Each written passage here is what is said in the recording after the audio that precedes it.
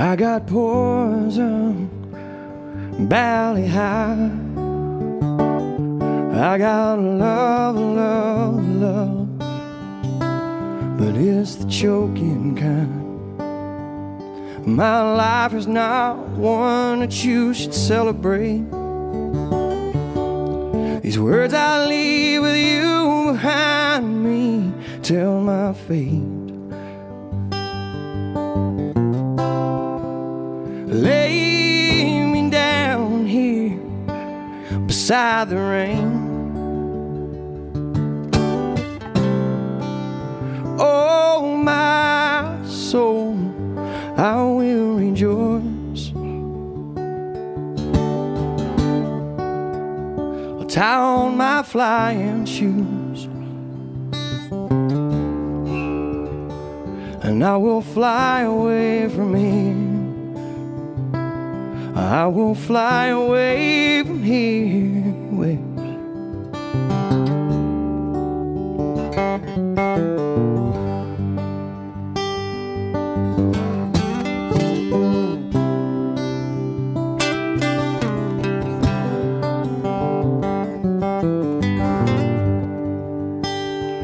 I got walls around, wooden doors that I locked up tight.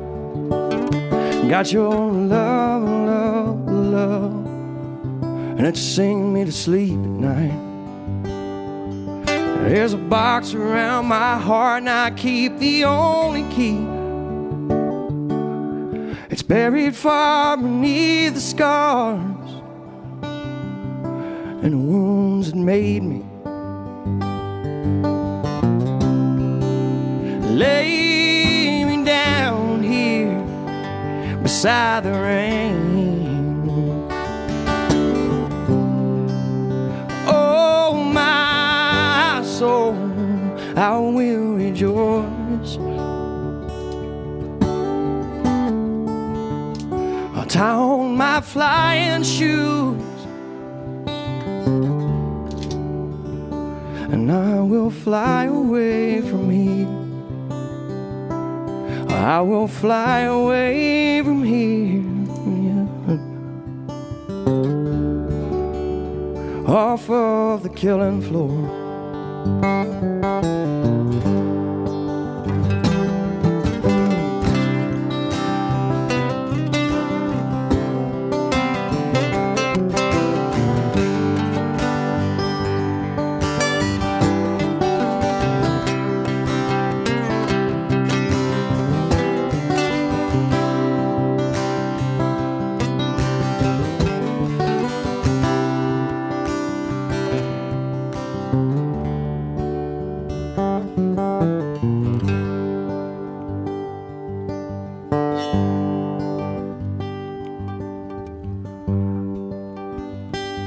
I keep memories close at heart, and I dream where eagles fly.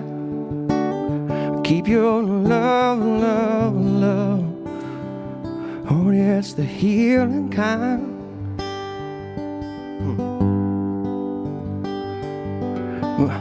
Time here is short, and I know it's running close tonight.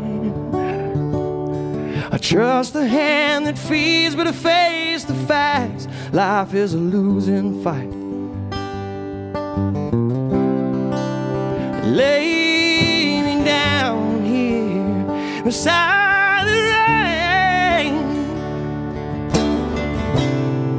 Oh, my soul, I will rejoice.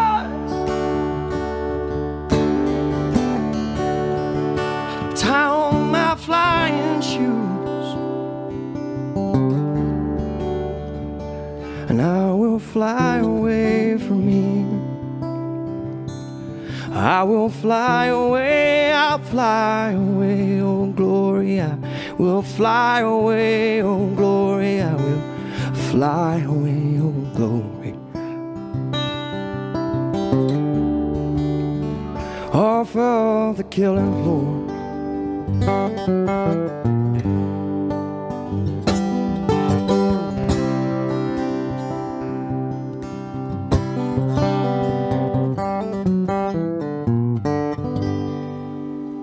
That was awesome, bro. I love that song. Thanks, man. What's up, everybody? This is Isaac. We're here at the Shack with my friend, singer-songwriter John Dempsey. Hi. Also, we have Sammy Kalunga, guitarist extraordinaire, everybody. And the new lot mayor, Russian Ray Steele. Give it. You should be. I love the new look. I love that. Now, how's it going, Mr. John? It's going great. We got half a hog leg Ellis here. Right? Oh no. The best part. No, I'm just kidding. What's that? I mean, actually, I was kind of thinking that myself, but We good? All right, somebody called me. We're good. Anyway, that's right. We brought up Hog Leg Ellis. Well, I think we talked about having a podcast like that, a Hog Leg Ellis podcast one day. If we can get all the guys in. I'm pretty sure they're available. Yeah. I'm pretty sure they're available. But anyway, bro, how's it been going, John? I see you been jamming here in town a little bit, but you do a lot of your jamming out of town. yeah, I've been really grateful this year, man. I've got a once a month deal going on at 8 Airs, and Oh, well, 8 Air is still kicking. yeah, dude. Wow, bro, that's. I mean, I never played there, but I mean, it's been jalapeno around burger for a got hotter, whole too. minute, right? But yeah, man, just staying busy doing what I can. It's actually slowed down a lot in July. Oh, really? I Which hear is you. fine. I'm working on a record with Mike Stanley for a guy named Rob Redwine, and Wow, I love all your stuff. So, what is this project? Is this you writing and singing and co-writing, or what is it? We're just kind of producing and playing on it. And Rob's an incredible songwriter, man. He's got one tune on there about Rebel Without a Cause. I mean, it's the whole story about Wow, like, Buzzy and the Rebel, you know. wow, that's awesome. So anyway, Killer Rider. Is he? Where's he? I'm sure Texas, but where about? I think the Fort Worth area. Okay, cool. But I'm getting to do like really fun rock and roll guitars, you know. So is that what it is? So yeah, is it's along the lines of like Lucero, even some of Steve Earle's more rock and stuff. that's cool. That's to me that was some of the music whenever back in the day when I thought of Americana or whatever you want to call it. I mean, Right. I don't know what the hell it was.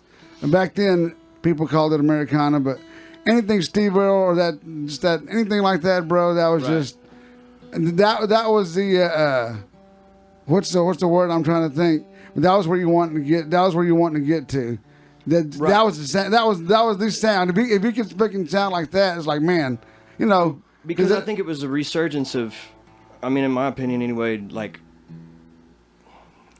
legitimate bands getting in the studio and making a record. Man, you got that right. You know? It's a lost art nowadays, dude. Man, you got that right, Through dude. the 80s and some of the 90s, you know, don't get me wrong, I love Tears for Fears. Like, they're Oh, awesome. of course. But all that Awesome. production and, I mean, spending, 5-6 hours on a snare reverb I know it. so that it sounds like a car driving by or But that whatever. was back in the day where like you had a $1 million budget and you had $1 million budget. It's like we got a whole year to make this, so why not work on a snare for like 2 days? Right. That's probably why. And Yeah. You know, that stuff's kind of hard to relate to, too. You know, like Right. like being from Texas, it's like you don't want to go make a Tears for Fears record. Right. You know, it just ain't going to work right, man. you got that Well, right. and having said that, I would love to work on a project like that, but I Oh, wouldn't yeah, want it to that'd be be mine. awesome, money-wise, yeah. But I wouldn't want it to be mine. you Yeah, know? no. There you go. There Have you a go. guy come in with 20 keyboards, Yeah. clogging up the whole room. But that's where being a producer. That's where that fun stuff comes in. Yeah, You for know? sure. And so, are you producing this? I'm riding co-pilot for this one. Really? I'm playing guitars on it. I'm playing some bass on it, and Mike and I kind of had that understanding going into it because he asked me if I wanted to come in and work on it, and it was already kind of his deal. Okay, I understand. Okay. And I'm just thankful to be working on it. Like I said, I'm Sure, getting dude. to write some really fun rock and roll parts that are fun to play. Is it you know? What am I trying to say? Is it something like a outside the box kind of stuff, that like thinking wise, or is it easier because it's your buddies? Well, no. See, I just met Rob like when I went into this. Okay. So Okay. We talked about the sounds that he wanted, you know, and I played everything. Thinking from the perspective if like Mike Campbell played for the Drive-By Truckers. Okay. I guess is a good way to put it. Okay. Like if every song was Honeybee off of Wildflowers, you know? For sure. It's those kind of tones. And some of it is even, he gets into real rudimentary hits on hooks. And it's cool because it's kind of like a White Stripes or like Black Keys kind of thing. Yes, for sure. That's awesome So, stuff. like there's some tracks, man, where it's a Gretsch hollow body, like Oh, yeah, wide open yeah, with a yeah. fuzz pedal, Yeah, and I'm yeah. just doing, and it's feeding back, you know. Yeah, for sure. Oh yeah. You know, There you that's the go, whole for track. sure. But there's a fuzz face on it. But right, I don't that's get to it. do that stuff anymore, right. man. I'm having Dude, so I much hear you. fun. You know, that's right. And that's the whole thing about art and creating and all that good stuff, dude. That's the whole reason why I even play guitar, why I even started to play guitar. It wasn't, you know, of course the whole getting chicks thing, that was just whatever. But it was there. Yeah. It was there, but whatever. But, I just want to break even. Right. But, you know, but at the end of the day, though, for me, it was creating and writing and all kinds of discovering new sounds and like you said, writing albums, which is a lost art. Absolutely. I mean, you know, nothing. Well, you know what? A lot of bad stuff to say about the new music that's out right now. The only thing that you know. Butt country. Oh yeah, whatever. All that, and it sounds so. The freaking alarm goes off in the morning. I want to slice my throat because I hear that stuff. It's rag tops and beer drinking and tailgates, man. I was gonna post this morning, but I was like, no, I'm gonna stay positive today. It's I'm not gonna bitch about it. Oh God, we need to drop a nuke on Nashville for real. Right. Take the women and children out, the pretty ones, and just bomb the the douchebags. nice kids. Leave everybody else in there alone. Have you ever? Did you ever do the Nashville thing? I did, man. I made a couple of trips up there, and it was. I enjoyed myself, and it was a learning experience for sure. Where'd you play at? Again, we're staying positive. Right. No doubt. I really did, though, man. I've got some great friends up there. Byron Boyd is the one that kind of brought me up there at first, and met Jeff Mosley, who's a dear friend of mine. And that cat's been a publisher for 30 years. But they're all from Bandera. Like Bobby and Byron's brother Bobby and Jeff, they graduated with maybe just Bobby. I can't remember. That town is known for Texas music. Well, they graduated with like Bruce Robinson and all those There cats you too. go, You know right what I mean? there, for sure. So anyway, they're all up there, and so I've gotten to know some really cool cats up there. I played. Byron got me a songwriters night at Blue Bar, and then I've gotten to do the Whiskey Jam a couple of times. I didn't do that one. Where's that at? It's at Winners. You know what? Just like any huge place, like bars come and go. Unless it was a bar that I was there and I missed it because there were just so many of them. Because I lived there for about a year. Okay, yeah. And, I don't know how long ago they opened. I know the first time I played it was like 3 or 4 years ago. Did you do the the circle? I guess, which is basically you doing like 3 songs or. I think we call it a writer's circle or something like that. I forget what we called it, but they were just gigs. The Blue Bar man. was 30 or 35-minute sets, and there were Okay. 6 songwriters. That's right. Okay. That's how they did that night. I'm sure they do have song pools, you know. Right. And then the Whiskey Jam is like more like a showcase kind of thing. Like you play 3 or 4 songs, but a lot of guys bring their full band, you know. Gotcha. I understand. Yeah. And that's so when we went this last time, I took Ty Richardson with me. He played drums for me. okay. And then my buddy John Skaggs has a friend that plays bass up in Oklahoma, and I had a couple of gigs in Oklahoma. Cool. So I took him to play bass. So we walked up there as a 3-piece, and I just played acoustic. And we were the only band all night in Nashville, Tennessee, country music capital of the world, that played a Waylon beat, a waltz, and like a country ballad, you know? I know it, dude. We didn't have time for a shuffle, you know, or I would have played a shuffle, or maybe another waltz. Like, get the hint, people. I know it, dude. But I know it. I'll tell you what, we played those 3 songs.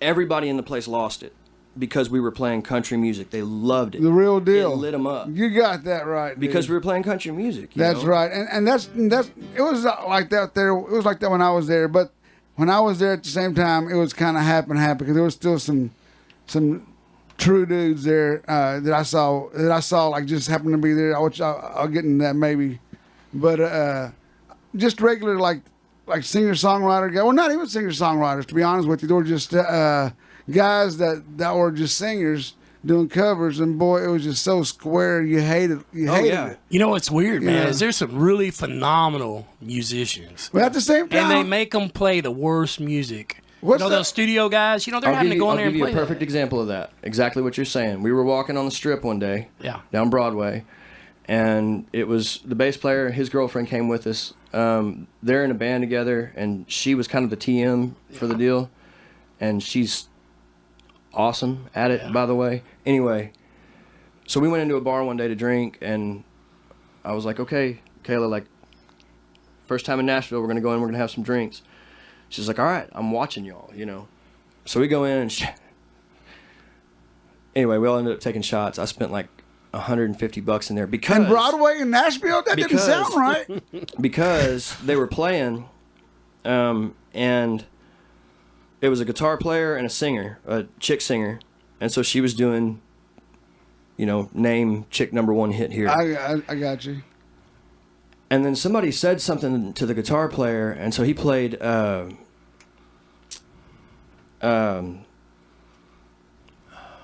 Gary Stewart. Do not drink backsliders wine.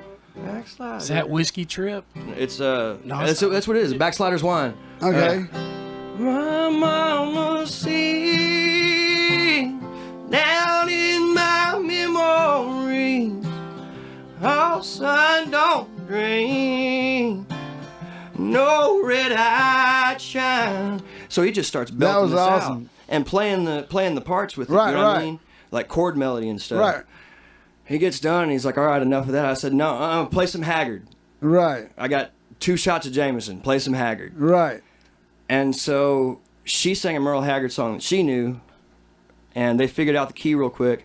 I sat there for like an hour with them, and like anytime somebody said something else, I would take more money up there and put it in the tip jar and go, no, play George Jones. You wanted to play George Jones, play George Jones. Right. Right.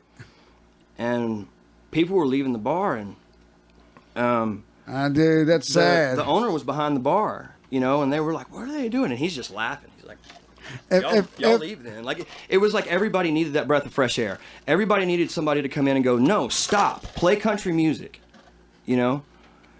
And when they did, they had a blast. Their eyes lit up, man. Like I That's said, the the owner deal, was dude. like laughing That's behind the the bar, deal. you know. There aren't guys like that anymore. You know, whenever I lived there, it was probably starting to get. Well, you know what? I may be lying. I'm sure there was douchebags there before I was there, but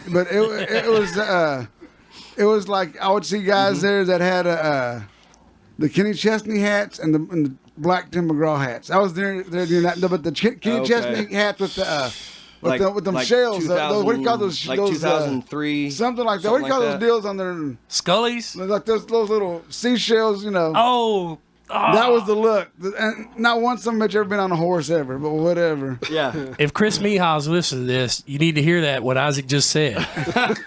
Turtle shell necklaces. There you go. Yeah.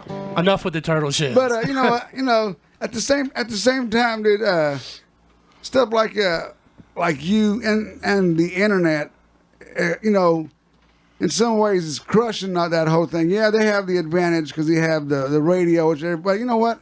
I honestly don't. I listen to radio maybe for background noise, but I don't listen to radio. I listen to podcast. That's what I do. I listen to They podcasts. got to be paying that dude at the radio station. It's got to be whatever they call it, payola. So, because there's no possible way that guy at that radio station, that DJ, likes that crap. yeah, of course. It's horrible. Well, you know what? You'd be surprised, but My daughter, she's young and she can't. It's horrible. Yeah. It's not even. I don't know what to say. They need to be killed. But guys like kidding. you and Russian Steel, keeping it real and just doing stuff, doing shows or even doing stuff like this. That's what people see that and they're drawn to it because it's real. Yeah. Yeah, you got your kids are going to listen to it because you know why? The same kids are listening to whatever hip hop is. Oh, I mean, yeah. I don't know whatever's out there. That's how old I am. Well, actually, I'm not old. I'm kind of old.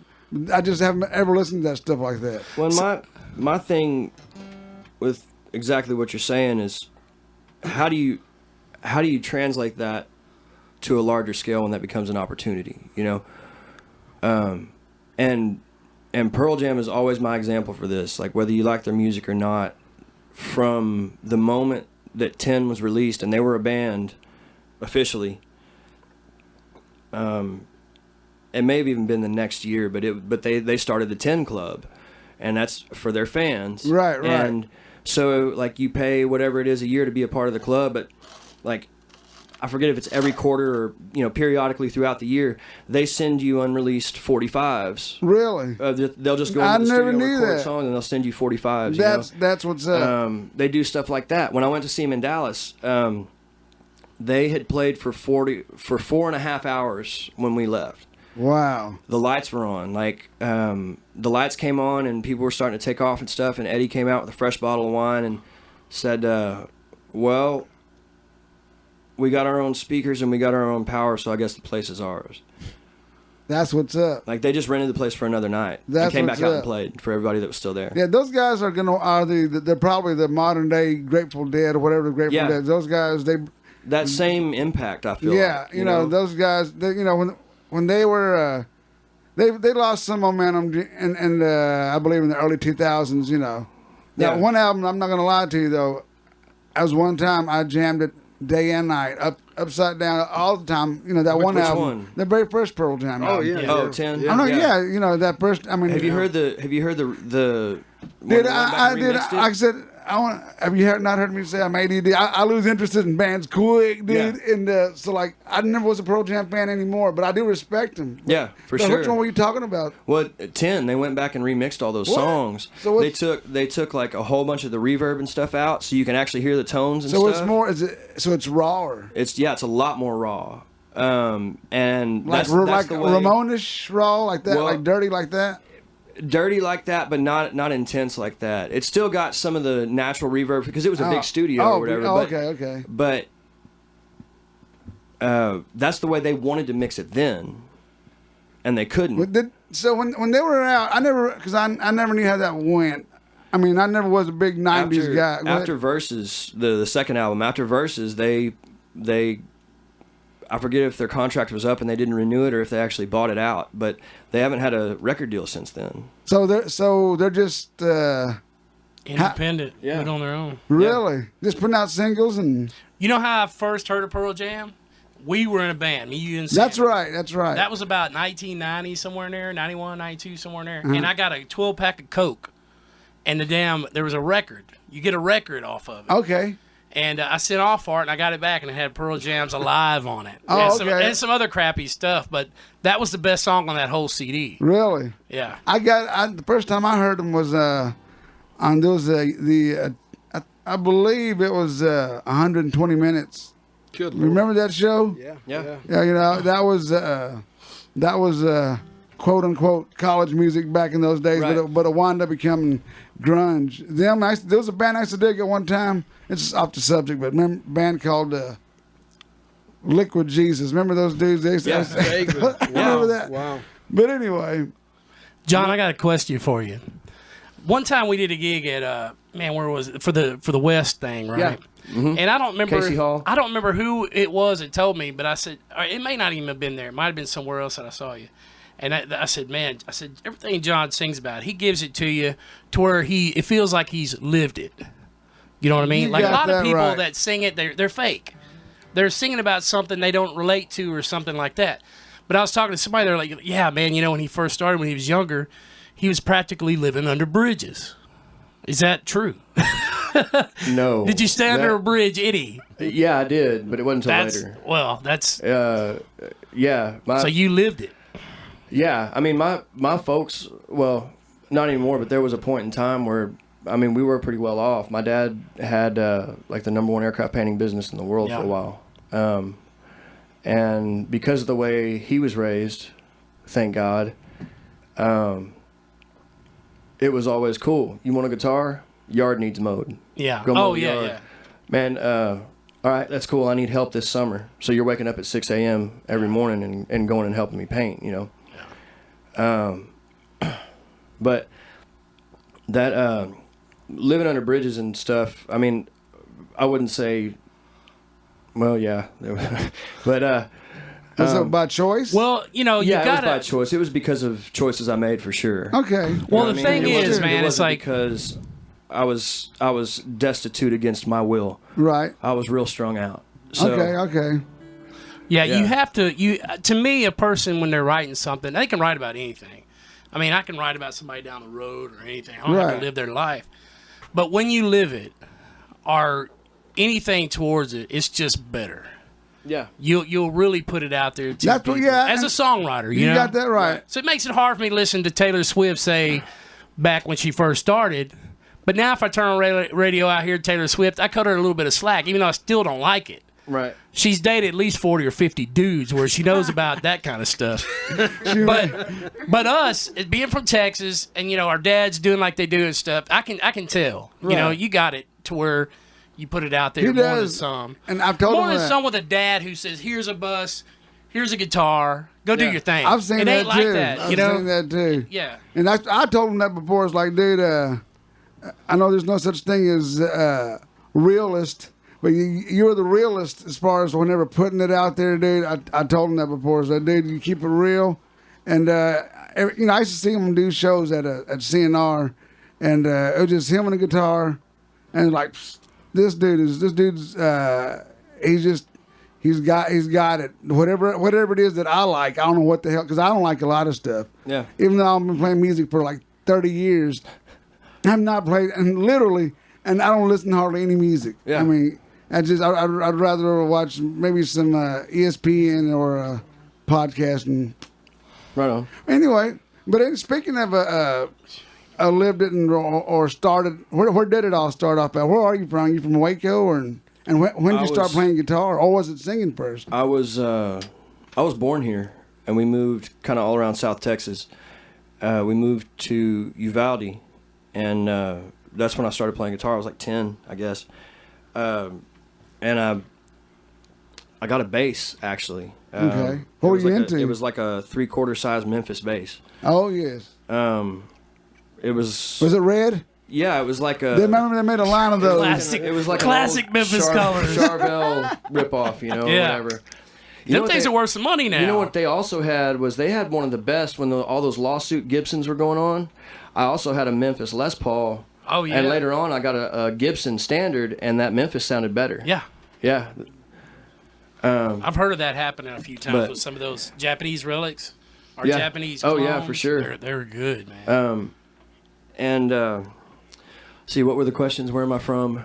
No. I start playing? No, I just asked you basically where are you from, and what was it first? Was it singing or guitar first, or what was it? Because they go hand in hand with kind you of right both. now. I mean, my dad was a songwriter and a traveling evangelist. Oh wow, Pentecostal, And Baptist. Baptist. Okay, Yeah. He said, well, never mind, I won't tell you what he said. People know where I live, man. But, you know, we're walking to Baptist churches and sing, this is the title track off one of his records. It was, let's see. What do you say to a little boy who never saw a star? 'Cause his daddy came in drunk and burned his eyes with a cigar. What do you say to a little girl? Saw her mommy stabbed to death by a big man dressed in black that wore a mask.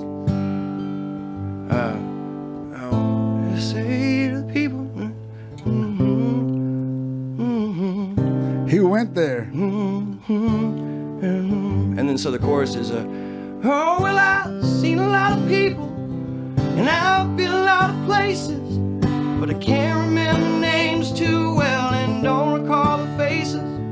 But the look of hate and fear and death and greed is just the same on any man's face, regardless of his name, you know.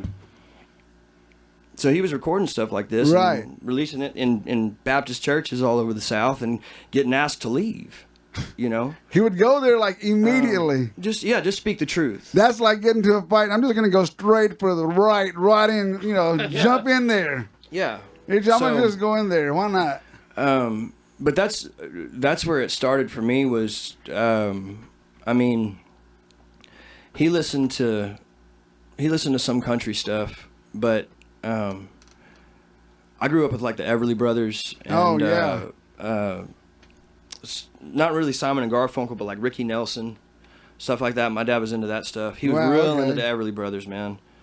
So I guess he had a record collection too, or?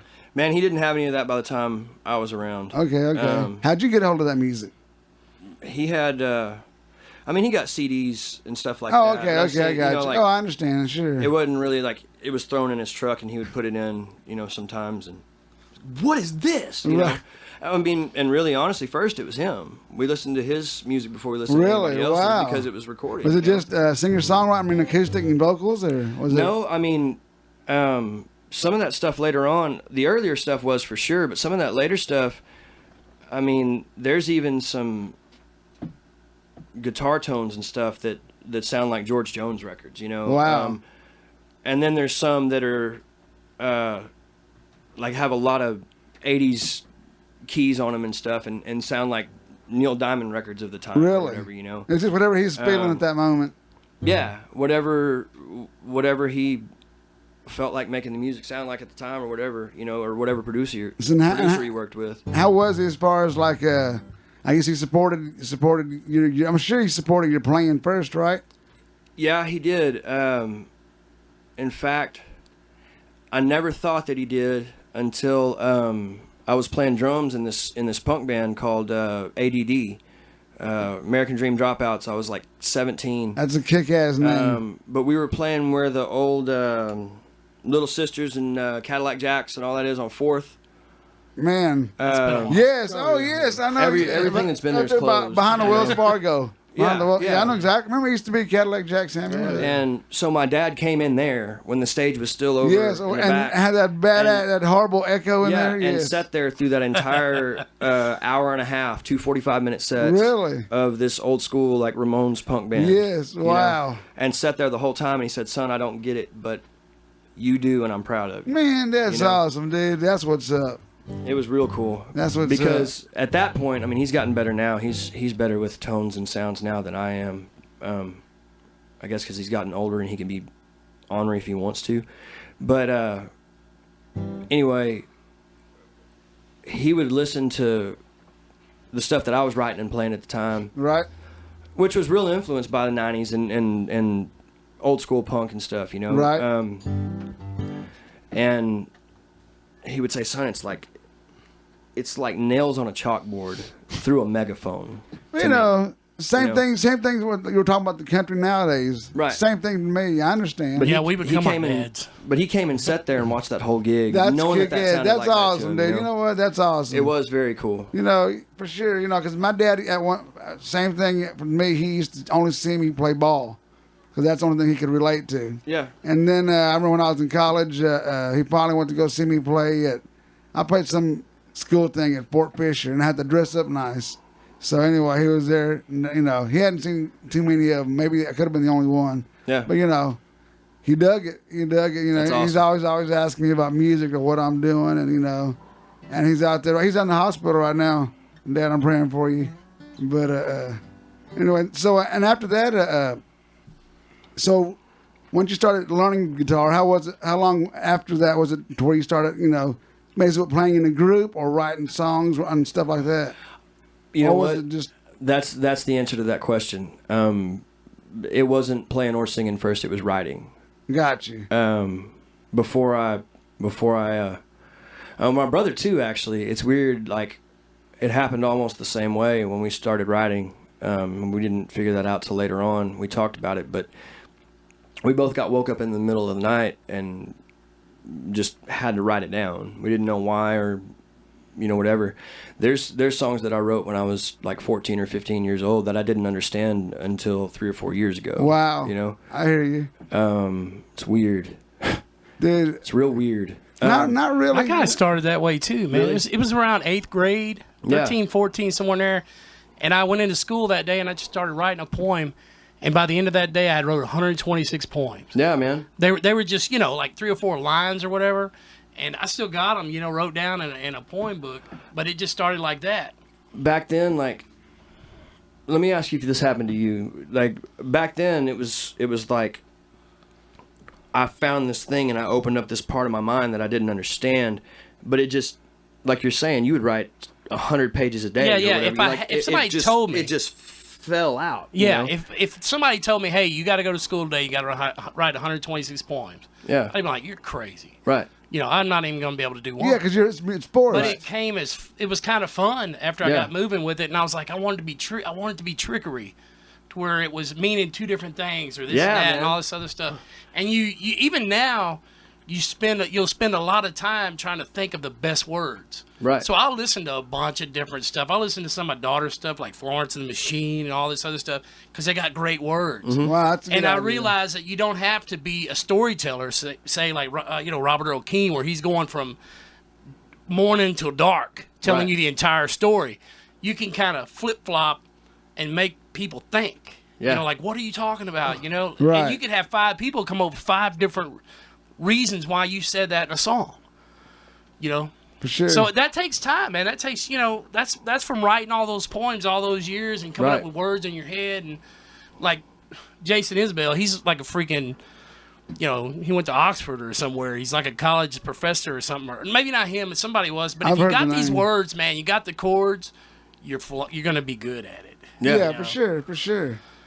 I used to take a dictionary, man, and if I had a word in my head that I'd never heard before, like something I made up myself, I'm like, I know this word exists, and I'd look it up, and sometimes it would exist. Right. And if it didn't, I wouldn't use it. Dude, Or like I didn't mean using words that I didn't know what they meant. Yeah, totally but it not made know what they sense meant. to put it in rhyme and then look it up, and you're like, wow. Very like, close. the You can get context, so close. Yeah. I didn't mean to snicker about that remark you made. I was snickering about, saying what you said. Can you imagine taking a dictionary and writing this modern day country stuff? It's all slang. You only need about 10 words. It's all slang, or like, you know what I'm saying? The words that aren't not real. It starts off normal, and then it's got the little rapping part in it. Then it speeds up in the chorus and all that shit. And then it goes back to, and it ain't that like that. It's like Jimmy Bop Bop Bop, Jimmy Bop Bop, whatever the hell. Well, I wrote with a cat when I was up there. And I probably shouldn't tell you who it is because I really like the dude. I don't want him to get in trouble. Right. But the dude's a great songwriter. Oh, there's a lot of them up there, dude. They just want to make money. But he wrote a really popular song. I mean, it was a real popular song. It was #1 for a while. I think they even made a Christmas version of it. And I asked him about that, and he got pissed off. Really? He said, I didn't know anything about that when it happened. I didn't know about it until I heard it on the radio. Dude, I think Nashville's the biggest trickery of all. And he said, man, that was the worst song I wrote that whole year. Really? He said, but it's paying my bills for the most part right now. For sure. He also has a day shift at a hotel, and he has a #1 smash. I know it, dude. That sucks. Because back in the old days, the guys would get paid back then. Right.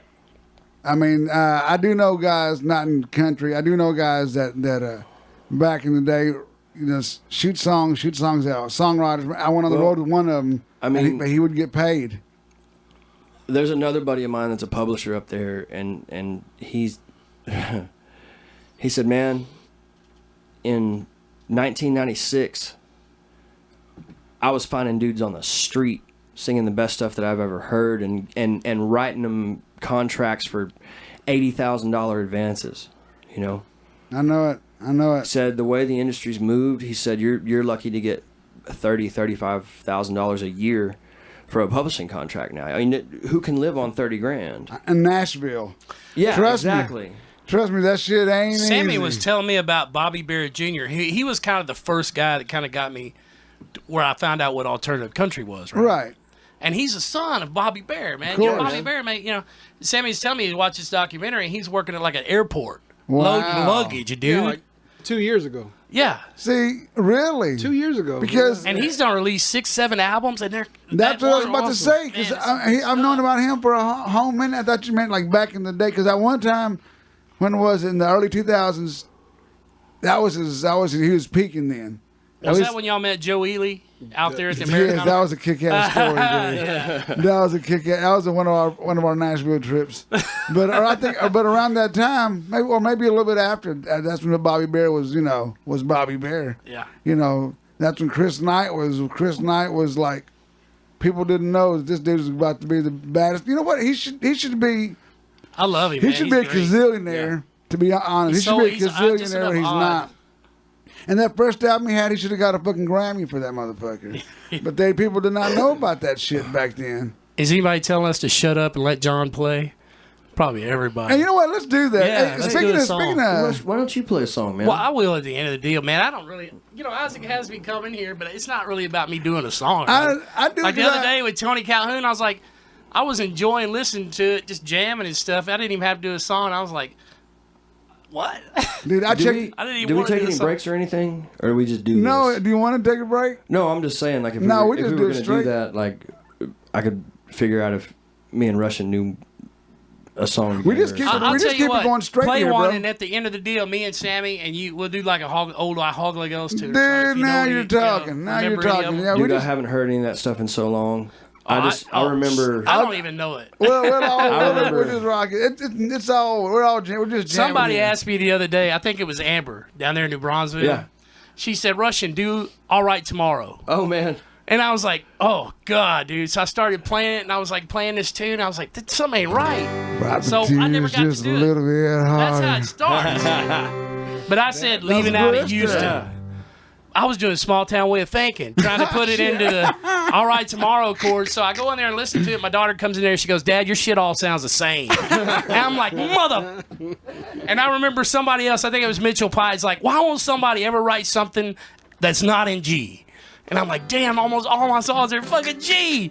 That's the good key. That's the best key. Sam used to call that the people's chord, and it is the people's chord. People's chord. That's the G spot. Yeah, let's do one, John. Do one, John. Speaking of songs, writing songs. You want to do is there an older one that you still do every now and then at one of your shows that you like doing, or just one of your old ones that still? I mean.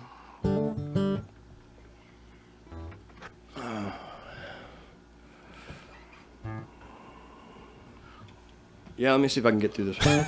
I'm the same way. I love it. What keys is in? A minor? No, my bad. A D minor.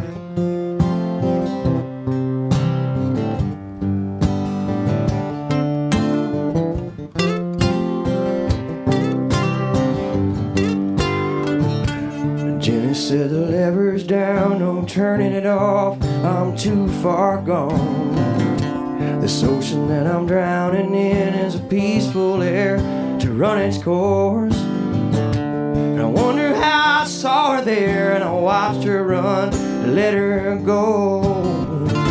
She's dreaming and it's time to sleep, there's so much she was waiting for.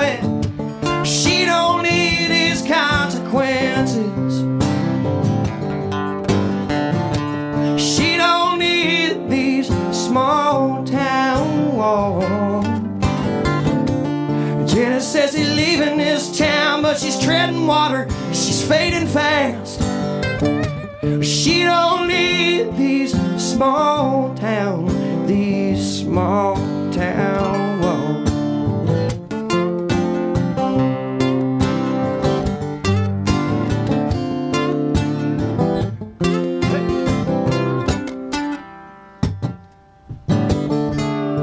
Said my love's gonna end, I got scars and sins and I wanna make new ones.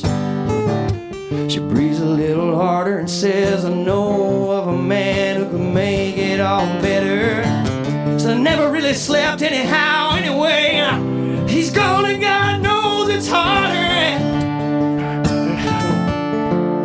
Arm is tied down and the needle sinks deeper. She don't need these consequences.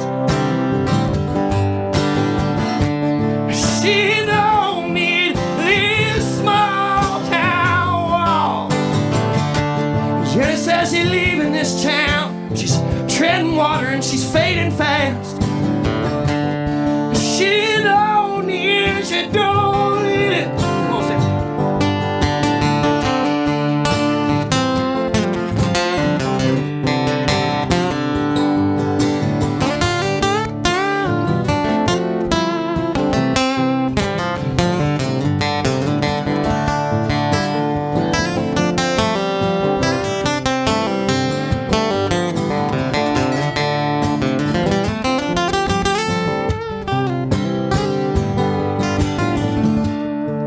Jenny said my love's gonna end. I got scars and sins and I wanna make new ones. Oh, I told you I'd see if I could get through it.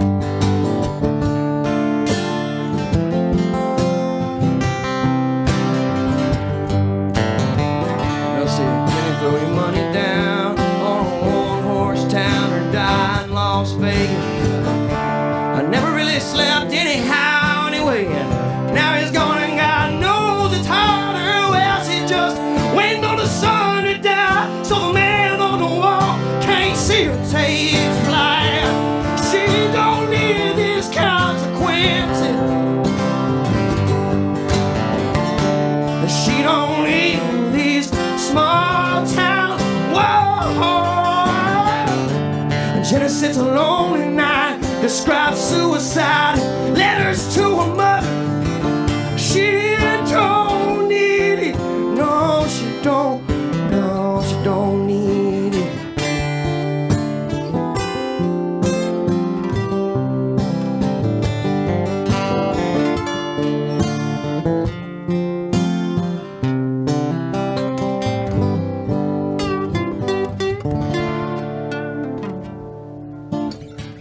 Nice, bro. I dig that.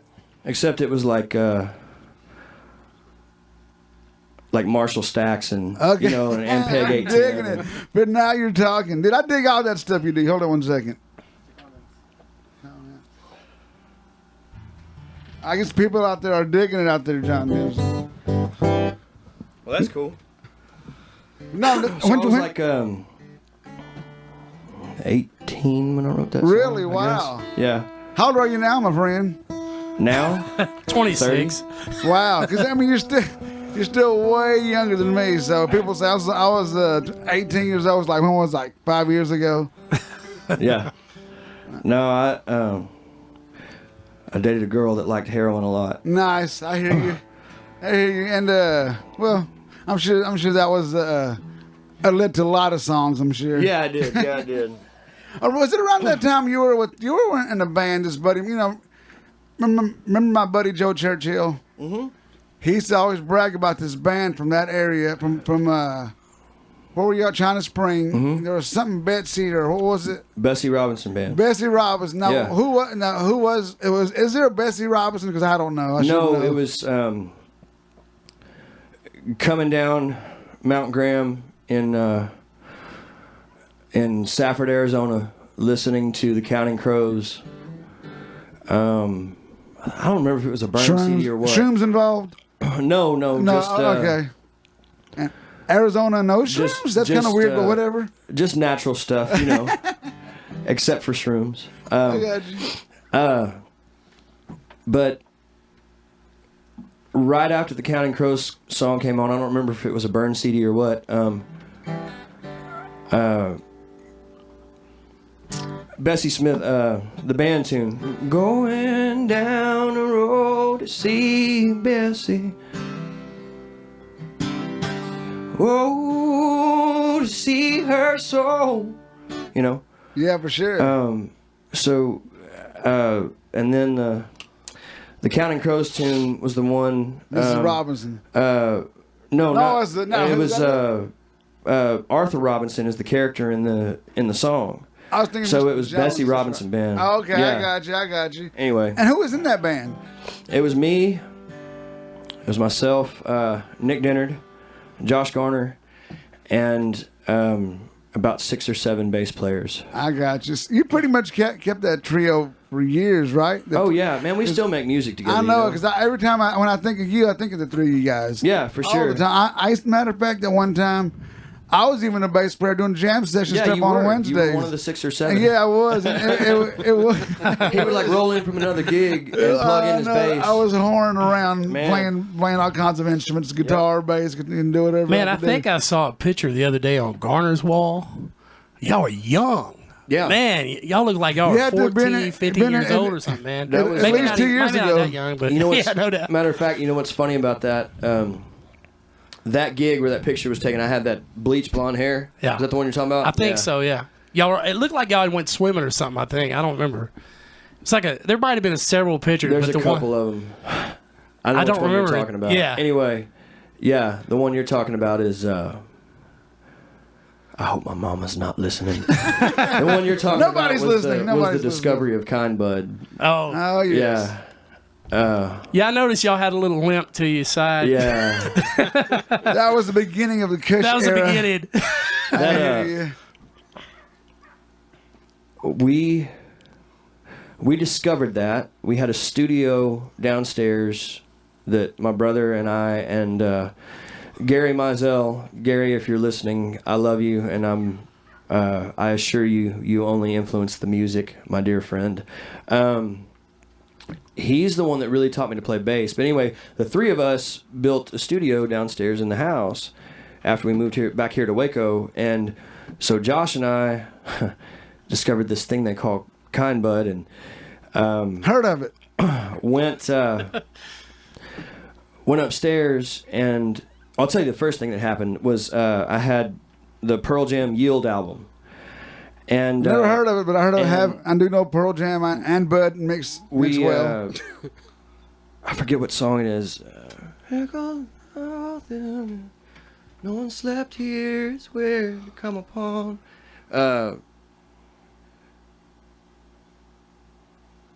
I can't remember the name of the song. Anyway, there's this one part where Stone Gossard plays this tremolo part on a Telecaster. Right. But it weaves all the way through the mix. Okay. Like it moves across, but every time it moves, you hear something else fall behind it. Like they mixed it in a way to where it was moving in and out like of some things. kind It of was- a panning effect. I guess perhaps? so, man. Like panning and then because that record was analog mixed. So that means Really? there's dudes doing this like with a Those fader, dudes you just know? kept. You know, I do love the fact they keep it real and kept Yeah. it real, and that's what can you say? I mean, whether I like the music or not, shit. Yeah. That's keeping art as real as you can For get sure. it. You know what I'm saying? But anyway, they make records, you know. And anyway, so that was on, and so we lost it, man. Because I mean, it's like the first time people heard the Beatles or something, you know. sure, for sure. And then we go upstairs, and the Foo Fighters record had just come out. The one that was, I'm going to say this wrong. I can't remember the name of the With the the F record, on but it was white, and it had a heart on it, and Foo Fighters was in red and black.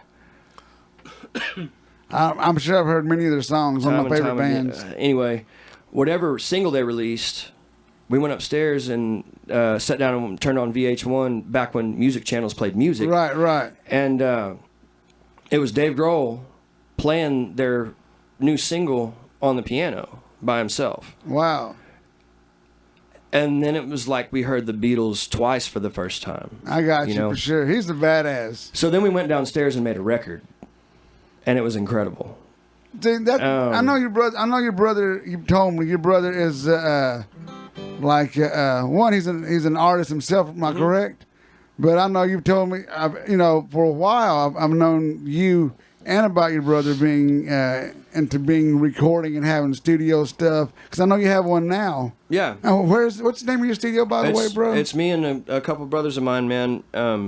We built a place over on Austin Avenue. It's called the 6-Shooter Junction. Really? And Yeah. that kick-ass name. Yeah, man. Were you even able to get in 6-shooter junction in the bar back in them days. You know what's funny is that the first gig that I played with ADD with that punk band, I was 17, and it was at 6-shooter junction. Oh, really? They were in the process of transferring over to Treff's.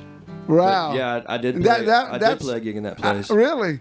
Yeah. That place right there, I dug it because they were really having Americana bands play. And Pat Green used to pack that. Well, I was bitch. about to say, like, we opened up for Townie, like right after Townie got Dude, back from Townie Nashville. used to pack that Yeah. bitch, dude. Oh yeah, there was a lot of people there. Yeah, dude. Americana did at Waco at one time. Americana, you know, because of Pat. You know, what can I say? But Americana was strong at one time here in Waco. Yeah. And Texas Music was at one time I was there, you know, of course, our era, not the Wailing, you know, of course, whatever. Our era was almost brand new again, you know, whenever Pat came around. But it was fun. And Yeah. it was, you know, and at that time, people that were really good at what they did, whether they were a good songwriter, good artist, whatever, those guys really shined. But the thing is, what happened, same thing as any other genre. I used to play at Tejano professionally too. Same thing. After it gets so big, it's going to implode. Whenever you get a Joe Schmo guy, you get a Joe Schmo guy, it's like, okay, you know what? He's a promoter, this guy I met. He goes, well, what were you doing before that? Oh, I just graduated college, but you know what I'm saying? When those guys started coming along, they kill that industry. And anybody who plays a G chord is able to get radio play when the artists are being looked over.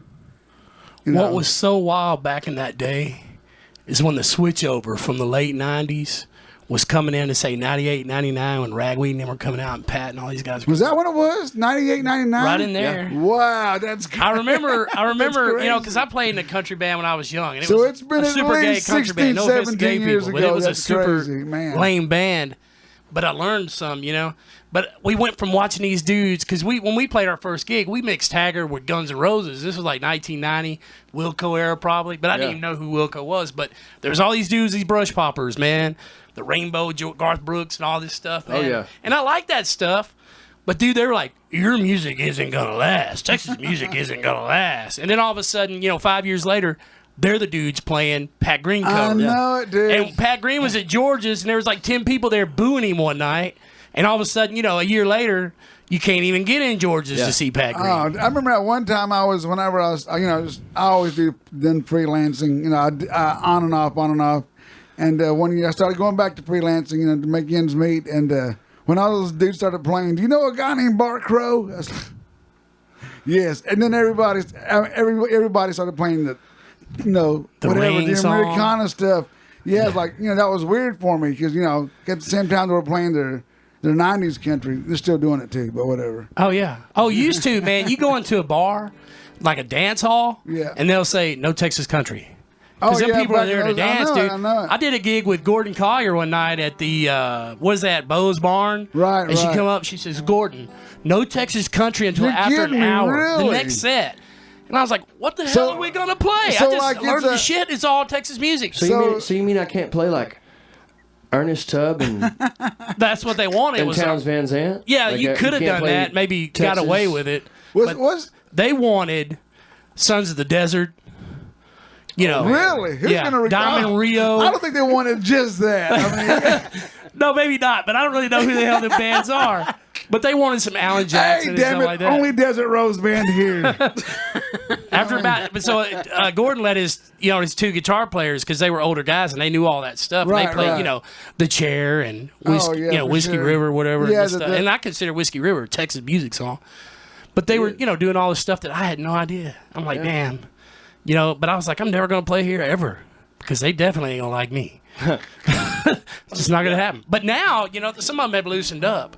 You go in some of these places now, and they're like, you know any Randy Rogers? You'd be like, well, I know some George Strait. Really? Get the hell out of here. I mean, bar owners are asking you that now. Oh, yeah. They want to hear that It's kind of come stuff. a long way, but at the same time, they're probably wanting to hear something like songs that were out 20 years ago Right. that they I were will. rebelling against in the first place. I will say this, though. The other night, me and Wes Perryman went and played in Salado. It was a great place. You need to get in there, John. I'll talk to her or whatever, talk to Wes, get you in there. Cool. It's not a big paying gig, but it's a cool place there in Salado. The Barrow Brewing Company or whatever. Those people are there to listen. It's probably the only place within 40 freaking miles where they actually sit there and are ready to pay attention. But even with them, as serious they were about music and originals, I did George Strait Unwound, and the whole place was like, yeah! I'm like, we've come so far, yet we're not there yet. You know? I love George Strait, dude. Yeah, I know. But you goes throw a hard. George Strait, dude, you might as well just count the money and, Oh, for sure. it's like if people come to hear 80s music, they want to hear 80s music. But, it's crazy. When you're out performing, John, what do you play? I know you do originals, but how many originals do you do as far as percentage wise? Are you doing? I'm sure you're doing some covers because you mentioned Towns Van Zandt. And I try to just do stuff that I want to do, and play the same gigs enough that people like it eventually. Dude, that's what happens though. Well, yeah, and there's a place in Lubbock that we go play in, and there's kids that don't even know who Towns Van Zandt is coming up and asking me for that one song that I played, and this was going on and that was going on. I'm like, yeah, that's Towns Van Zandt. I told you that like 4 times the first time, but I don't say that because anyway.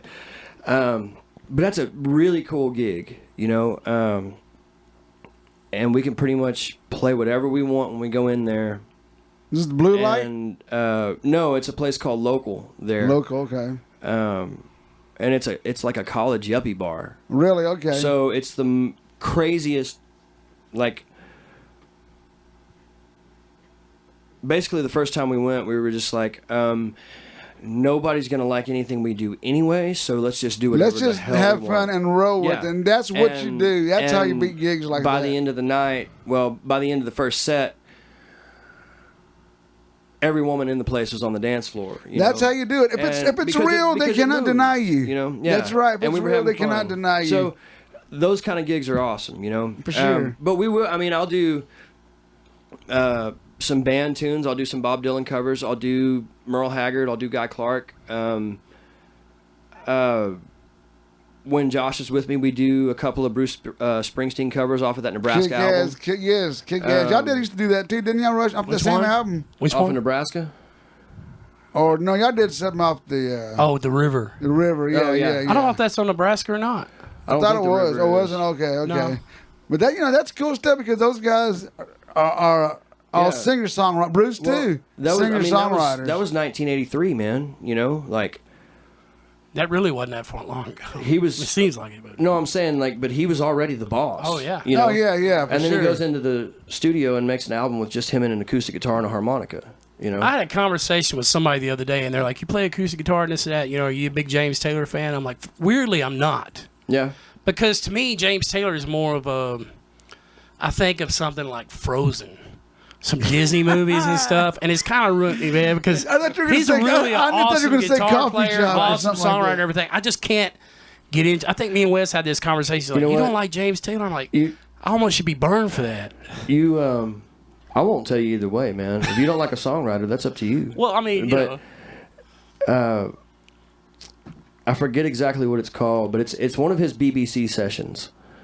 You should go watch it, man. I know. I need to really open my deal on him. Well, because his records are one thing, Yeah. But seeing that for me was really the first time that I was like, oh, that's the Steamroller Blues. Yeah, yeah. Because his whole deal was like he had just cleaned up off of heroin when he did this session. James Taylor was on heroin. Oh yeah, Yeah, dude. dude. Really? Where do you think Fire and Rain Trust came from? me, Do you know why he dude. wrote That's that crazy. song? Well, dude. that's the problem. I've never really paid no Let down attention him on to the it. side of the I've street, seen bro. fire and I've seen rain. Yeah, I've heard it. Yeah. Seen sunny days that I thought would never end. He sang that at his I forget if it was just his wife or maybe it was his wife and daughter. He sang that at their funeral. Really? He wrote that for them and sang it at their funeral. Anyway, so he had just cleaned up off of heroin, and he's sitting there and he's about to play Steamroller Blues, and he says, I've been in New York for a while, and don't get me wrong, like Jimmy was a friend of mine and all this stuff, but he said there's all these cats in New York now that play the blues and they mistake volume for soul. And he said, so this is as close as I get to the blues. And then he plays, this acoustic Right. Steamroller Blues, and That's it's incredible. You know, I mean, Dude, I'm telling you. I mean, Oh, he's a great guitar player, man. yeah, guitar playing too. Yeah. Well, Off the he chain. kind of reminds me like Daryl Scott. Jeez, West That I mean, dude's, Daryl that Scott, dude's it's like, a freak in nature. oh, I hate my guitars because I can't even come close to what that dude does with his guitar. I was not I was expecting the guy that did I got whatever cooking in the microwave kind of guy, and then we went to go see him that night. I was like, all right, Oh, he's man. gonna be playing. That dude threw me for a loop, but I loved it. I was not expecting that dude to tear up that guitar and the vocals on top of that, and the art on top of that. He does a lot of stuff with both eavesdropped. It's that old bluegrass tuning. Yeah. You know, he does a lot of stuff, and he makes some really cool drone sounds with it. I can't figure out what voicings he's playing, but he's got some cool stuff. Do you think he smokes or takes shrooms before he starts? Because he goes Scott? out there. He goes out there immediately. I don't know if you could be in on the that second stuff song, and the pull that motherfucker's out. out there. I don't know if you could be on it and pull that out, man. Dude, I don't. It's possible. He but I don't drinks think- a lot. Is that what it is? He That's drinks a lot. There's something that's an imbalance in there that you cannot have 24/7, or you'd be ordering crazy food all day. I don't think that any of us are. No, you can't. If you're You not, can't be a musician and be normal now. Yeah, you can't. I we're mean, fucking. We're a few steps away from the mental hospital. That's for for sure, for sure. Russian, do me one, Russian. Let's do one. Oh, jeez. Hey, could you give me a little bit of volume on this? That's think it's gonna 'cause I'm Russia's sitting over vocals. You got it. Check. That'll work. All right, I'm gonna do all right tomorrow, and I probably Let's won't do make it. it through it, Let's see. but I'm gonna try. Which one was it? Wipe the tit. No way. Just do Shit, it. I'm fixing to do the wrong one. Oh, that is it. That's Is all that right it? tomorrow. Yeah. Is that the right one? That's it. That's it. Okay. Wipe the tears just a little bit harder. Try to put my life back in order without you. Time moves slow. And now I'm staring at the bottle a little bit longer. With every drink it makes me stronger without you. Yeah, the whiskey tells the truth. Well, I'll be alright come tomorrow. I was alright yesterday. Well, I'll be alright come tomorrow. But tonight, I'm getting over you. Well, over you, yeah. The plane leaves at noon on Monday. California seems like such a long ways without me. You get lost. And the sun tans and lotions, the tides roll in. Some long-haired black boy's gonna be rubbing your skin. And without me, yeah, you give in. Well, I'll be alright come tomorrow. Yes, I was alright yesterday. Well, I'll be alright come tomorrow. But tonight, I'm getting over you. Well, over you, yeah. Sammy, come on, everybody.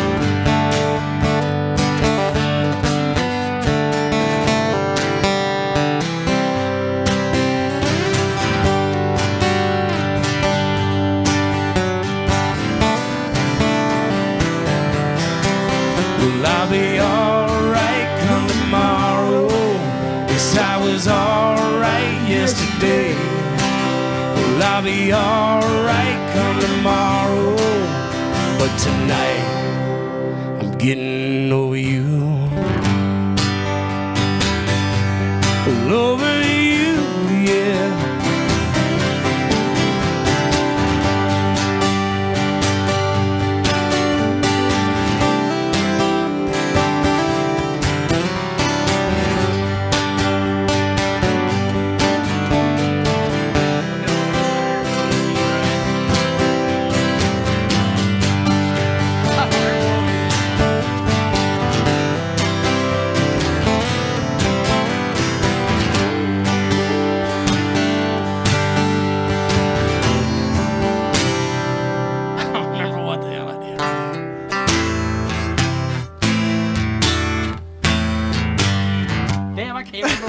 Ended in G. Oh, here it is. G is a chord. That was it. Jeez. That's right. That's right, dude. God dang. When we lived in Nashville, dude, we wore that album out. I'm telling you, that helped us through a bunch of times. I go so up and Kept down our with those feet to the songs, ground with man. that album. I think the older I've gotten, the more I capo down. I keep getting further and higher. It's ridiculous. Like that one there is way too low, man. Dude, we had that album, and we had that one Reckless Kelly album with the gun under the table. Yeah. With yeah. Nobody's Baby and Yep. and not too many other albums, and and that was our fuel for going out there doing the singer-songwriter nights whenever we were going to play for a bunch of cheese balls and full band night too, because those chicken pickers were kicking the shit out of us, but whatever. Yeah. I mean, I go out there and after we finish playing whatever the hell I'm playing, and after that, all the telecasters like, okay. Man, I hear people But say they that, weren't it's like- weren't writing songs though. They were doing covers. We were in Nashville doing originals. You know what I'm saying? To whatever. me, that is such a smoker guy walking down a gravel road album kind of thing. Right. It's like, here's just some dude writing some songs. Ain't nothing special. But then I hear people, they'll come around and you'll be surprised. Like Wes's wife, before they got married or whatever, she was like, I traveled Europe listening to that record. I'm like, why would you do that? That's horrible. that's a horrible that's to a walk great around album. Europe and listening to, dude. It's like, And that's just bad. and I'm sure there are more Hog Leg Ellis fans out there that know that there's Well, I've done ran 'em all there's off. a bunch of other tunes that weren't on that album. Remember that? There's a bunch. How many? Like 4 of them didn't make the cut. Which ones were they? I Can Write a Song About Texas. Is that one of them? That's one of them. Yeah. Now, I wrote one song that Yeager recorded, that One Bad Woman. Mm-hmm. And then Pull Me Through. Oh, man, I can't remember them. And we had a slow dance song, Pompous Queen. Pompous Queen. Dude, that a lot of was stuff that didn't make the album. Dude, that was just. I think if we come in here and do a Hog Leg Ellis thing, we got to bring Yeager. people would, And we might have to bring in Churchill, Cargill. Or Oh, Churchill would Cargill, be either nice, one. but I don't know where he's at. Cargill's right down the road. You know what? He's just right down the road. And he played on some of the songs on That's the record. right. And that was, dude. I had a. You know what? But hell, he was off playing like Corey Morrow or somebody. It's like we couldn't, Speaking of that, and my boy Yeager rocked it too, but nothing could ever match that one dude that did that one song. Jeremy he did a Taylor? couple of songs. Yeah, Jeremy Taylor. Jeremy Taylor is What song was freaking that? awesome. I'm Stuck Better. in the Middle. I'm Better. Yeah. That drum part cannot be matched. That No, that dude was a motherfucker little knocked hoss, it man. out the park. Dude, that dude was, man. I think out of everybody we played with, now I like Yeager because he could read me and Sammy's mind. Dude, to me, Yeager was the Go from guy. left to right, and he'd read our minds. Yeager man. was the guy Jeremy that had Bryant, that same way. Had that Americana drummer sound. I think he was the guy that started a lot of that shit, dude. Nobody played like that before. Nobody Yeager. played like that before that Nobody played motherfucker, like dude. that before I Yeager. guarantee you that. I would see it. We'd go to the town. There'd be a band that would open up for us, and they were playing. They were like still 1 foot stuck in the '90s. Brooks and Dunn shit. Yeah, yeah. And then by the second time we'd come back through, they'd open up for us again, and They changed drummers- Listen to the hi-hat. Loud. Their drummers moved Loose up and 5 loud. feet closer to the front. They had a gigantic symbol right behind the singer's head. and no joke, man. Even after Hog Leg Ellis stopped, you would still go see bands, and they weren't really doing that. And then within like 2 years, a year maybe, every band had the Jaeger. Everybody had a Yeager. I think that I think without even trying, people saw that dude as like they use that motherfucker for like that's the guy. We need to look like that. He and was. play He like was. that. I The promise you. I think prototype, man. Yes, the prototype. I've even That's the seen word some I'm drummers thinking. for like big acts. Dude, I know that were dude. around. Dude, let me tell you, And we opened up for Wade Bowen. Oh, come on. We opened up for Wade Bowen one night, and I could have, dude, I could have sworn Yeager was there. Do you know who I'm talking about? That one dude? Yeah. Is that not his twin? He's a great drummer. Bob. Everywhere He's good. we went no, and I know played, he's very dude. good, but did he not? He made move friends and with look just everybody like there. The guys that before they become, players with big people, he knew all those guys. Oh, I know it. And then he'd finally meet them when they're with bigger people. You wouldn't see Yeager the rest of the night, dude. He'd be in somebody's bus. No, for sure, for sure. Crazy. No, but to do a Hog Leg Ellis podcast, dude, I think people. I know people would want to would want to check that out. People still this day talk about Hog Leg Ellis. Hold on 1 second. Sorry. Take a break. Oh, you got to go ahead and do what you got to do. No, we're just going to keep on rolling. We're just going to keep on rolling. Do what you got to do, bro. This is the Shack.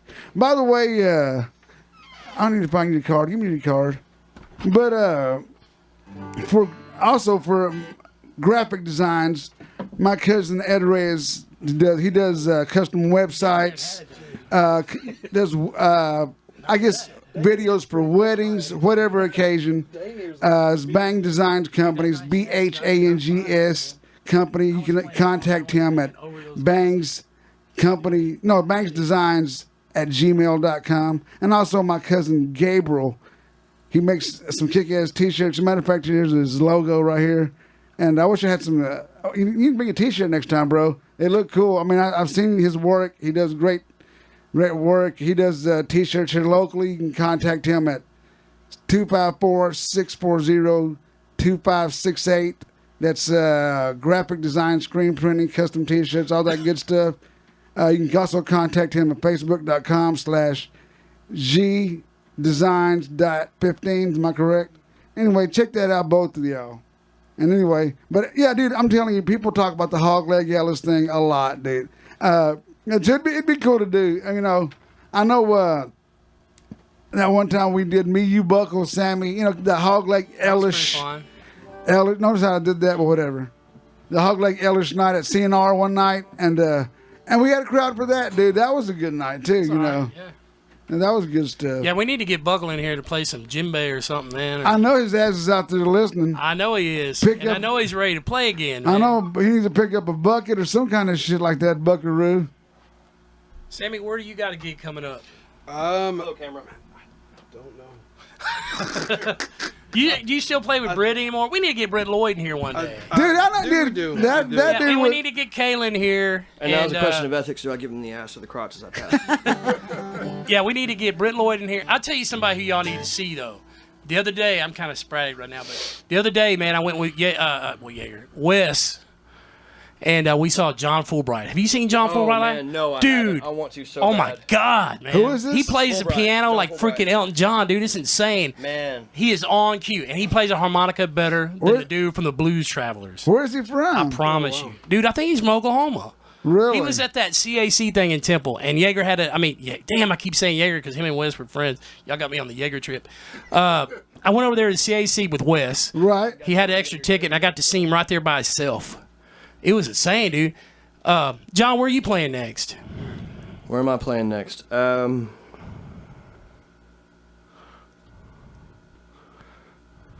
brain quit for the day. Saturday I'm doing, y'all know Cody Newman?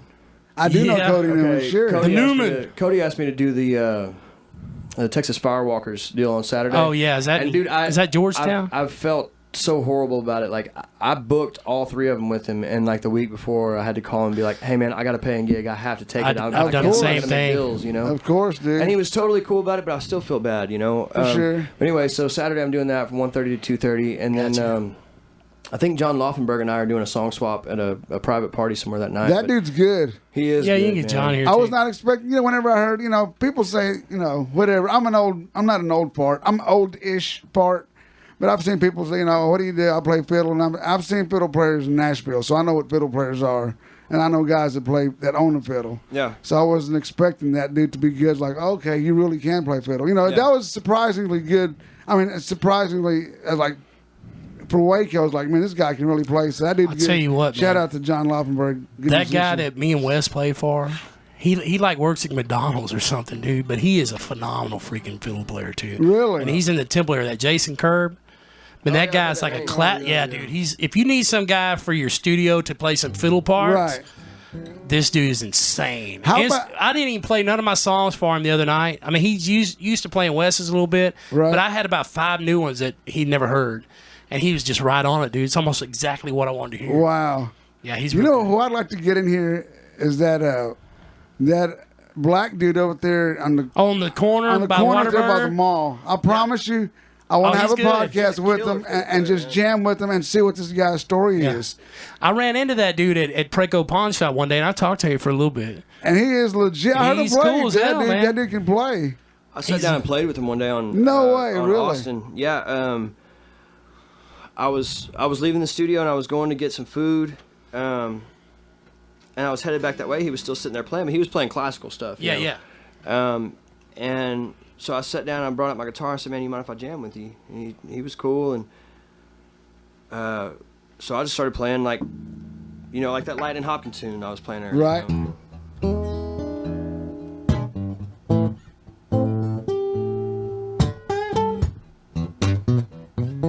And just doing That's that. what's playing up, old for acoustic sure. blues, Yeah, you know? yeah.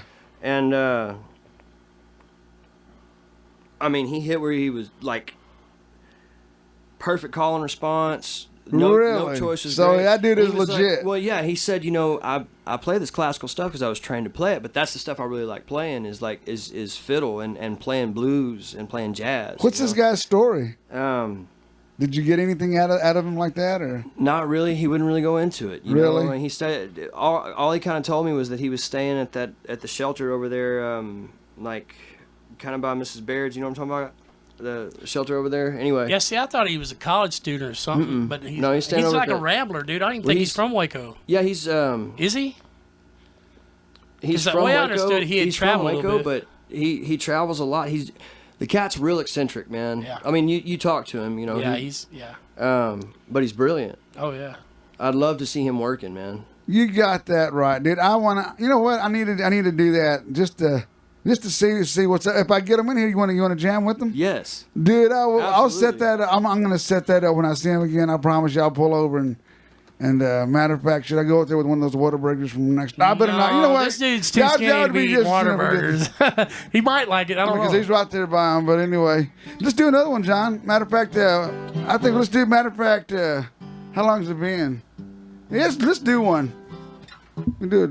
I want to do one and then jam another one out. Maybe a hog leg. Hold on one second.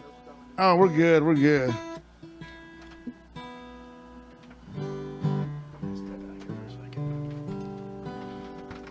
Hey, don't you two guys jam together?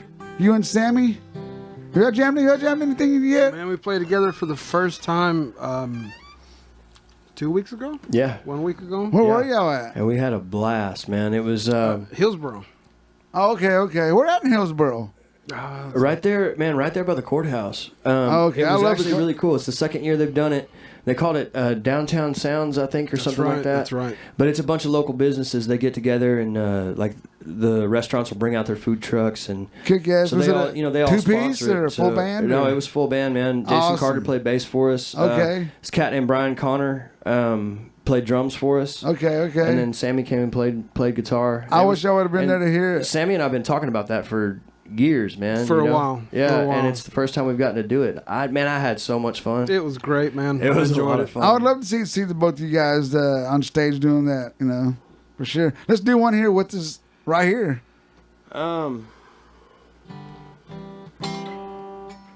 Let's do. Matter of fact, Sam, you take over on guitar. I'm gonna watch out from back here.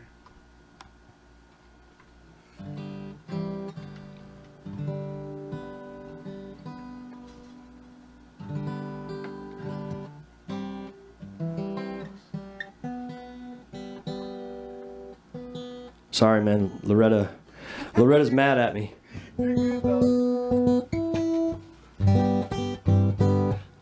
Did we do Addison there?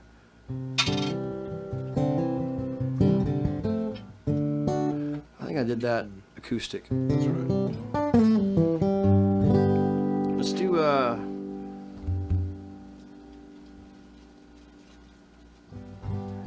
and talk about cats living under bridges and stuff. Let's do Quarter or Smile. What's the story on this one? Does this one have a story? Yeah, we were talking about, living under bridges and whatever, and then talking about this fiddle player, man.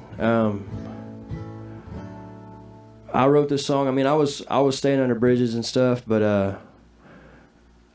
I was bouncing around between couches and stuff, and people would let me, and whatever. Trying to, I mean, just surviving because of the places I'd put myself or whatever.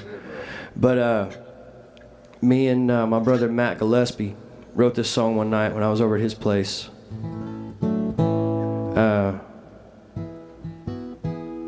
Yeah. Anyway.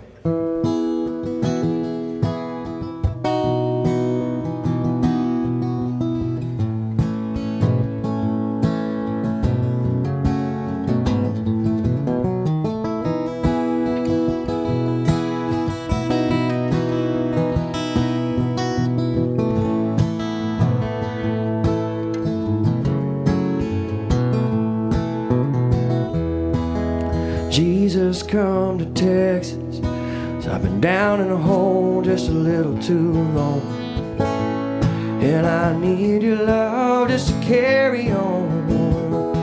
Spend my whole life waiting on the world to come around. The whole world is going down, there ain't no stopping it now. Maybe I'm a fool for believing that anything will turn around. Oh, we need a change. There's people dying in the streets here every day. Hang your head and walk on by now. Leave a drifter in the alleyway crying. Couldn't spare a quarter or a smile, just ain't got the time. Just ain't got the time.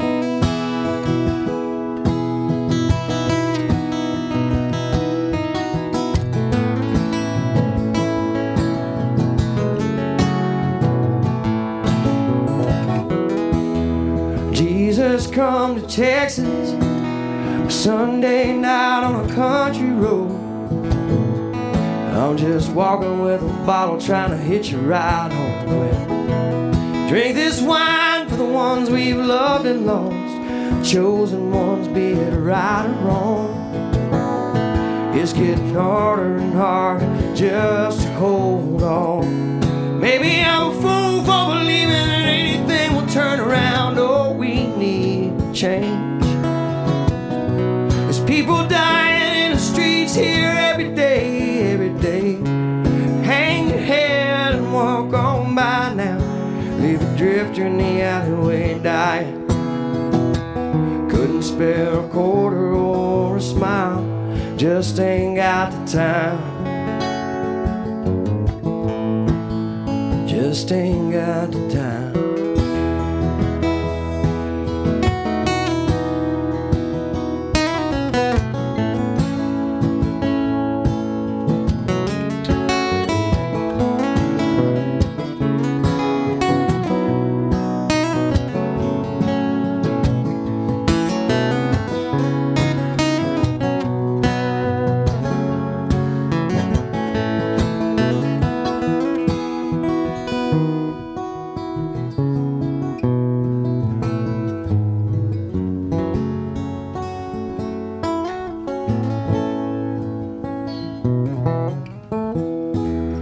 Jesus come to Texas, 'cause the sky's looking mean and I'm stuck up in the clouds. I can't seem to get up off the ground. Stretch the colors out tonight. The storm is coming in, soon they'll all turn gray.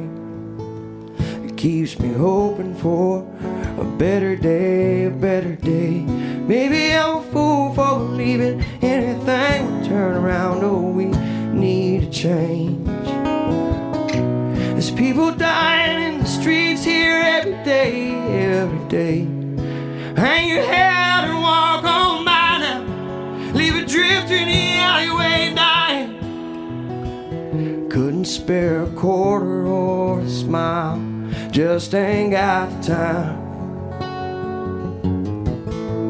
Now we just ain't got the time. Dude, I love that song, bro. That song took me there. Man. I can hear what you're saying in that song.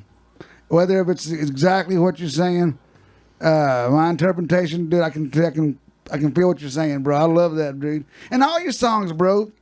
You go there, and at the same time, not I'm just not trying to kiss your ass, but I love art.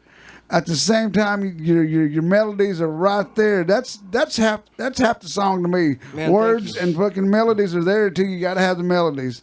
If not, we wouldn't have pop music. But then whatever. Well, exactly. But the words and all that, and the way you deliver that, that's what I love about. I mean, I've seen. Trust me, I'll tell you. I went through the cookie cutter row up there in Nashville. And a lot of those guys were legit, but a lot of those guys were like cookie cutter, meaning it's all the same. But bro, everything you do is like it's always John Dempsey. Even if you're doing somebody else's song, it's John Dempsey. I dig that, cool. bro. Thank you. For real. And I told you that before. I've said, dude, you keep it real. You keep it real all the time. Yeah. You keep it real all the time. And that's cool that you say that too, because especially like Haggard stuff and songs like that, He kept it real, bro. You for want sure. to pay homage to what was there. You know what I mean? Like You got that I try right. not to. I just try to do his melodies justice. For sure. He was Like, my guy as far as him and maybe him and Steve Earle and maybe Billy Joe Shaver were my guys. Who were you guys? That Austin City Limits 78 that Haggard did, Right. Like that. That's the one. Recently changed a lot of things for me. Like I've always loved Merle Haggard. For sure. But for sure. Just recently was like, that's really how good he was. Right, Like, I hear you, dude. they do a bunch of fiddle tunes in the middle of the set and everything. You know what I mean? He's sawing. Dude. He was He's not. he was the total package Yeah, at one time, bro. absolutely. You know what I'm saying, dude? Yeah. And how about that crazy shit he does where he's imitating other artists? You seen that where he's doing Johnny Mm-hmm. Cash, and that is incredible. That's badass the way Yeah. he does that. He's one of my favorites. Also, I heard you mention him a while ago. Actually, there's a couple of guys on because I never, Steve Earle was my guy. I never got Towns Van Zandt. I know you mentioned him a while ago. It's just because I do know Poncho and Lefty, but I must admit I like the way William Merle did it. Yeah. But I just wasn't my guy. And at the same time, I know he just passed. But yeah, I saw your post one time about Guy Clark, and I saw that was another guy you mentioned. I didn't know any Guy Clark. Yeah, man. But to me about those guys and what they did for you as far as songwriting.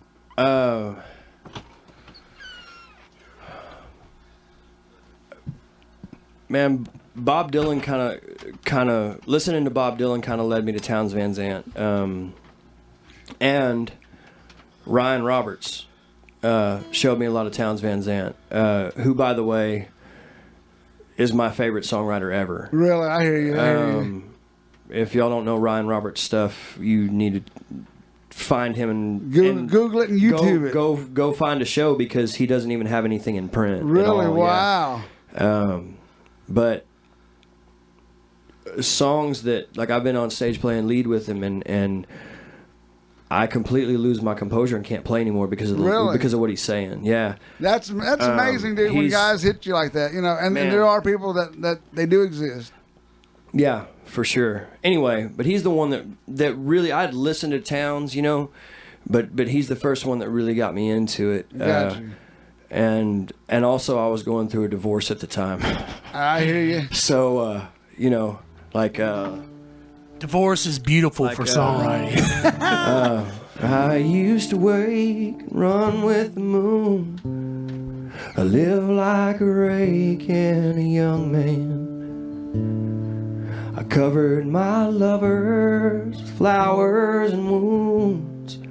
My laughter, the devil, it frightened. The sun, she would come and bring me back down. But every cruel day has its nightfall. I welcome the stars with wine and guitars, full of fire and forgetful. You know what I mean? Like, Wow. I don't know who that was. That's Towns. That's really? Towns Van Zandt, That yeah. was amazing. I dug that. That bro. song's called Rake, and it's the most honest and prophetic thing that I've ever heard anyone write about themselves. because he was like 20 something when he wrote it. Gotcha. I hear you. But I mean, I'm gonna have to check that out. That song sounds badass. Yeah, I guarantee you can sit down with Wes, man. Y'all could go through some Towns bands. Man. Oh, that's his guy too, right? Or is that his guy, his main guy? You know, Wes is a bad close. motherfucker He's too. a big Steve Earle guy too. Really, you know? me too. That was. But I can see Towns, that. man. You know, whenever I hear Wes, his voice like immediately takes me to what's his name? Barmaid play me some Buffett guy. What's his name? Shit, I can't even think. Oh wait. Barmaid play me some Buffett. You know the Oklahoma dudes. Boys from Oklahoma. No, the Oklahoma guys. Cross County Ragweed. No, the other one. Great Divide. Great Divide. There you go. okay. Yeah. And Mark McClure. Play me some Buffett. Mark McClure. Oh, yeah, Mark McClure. I hear a lot of his voice and you know. Dude, Wes- that was their popular record. Yeah. I don't But, hardly know it very good. You know what? They were good, dude. They were real good. They were man. really good. Are they getting back together with the whole I don't lineup? know. I have The no whole idea. lineup. They should. I don't know if they're ever going to see this. Hope they do because they should. I mean, I don't know.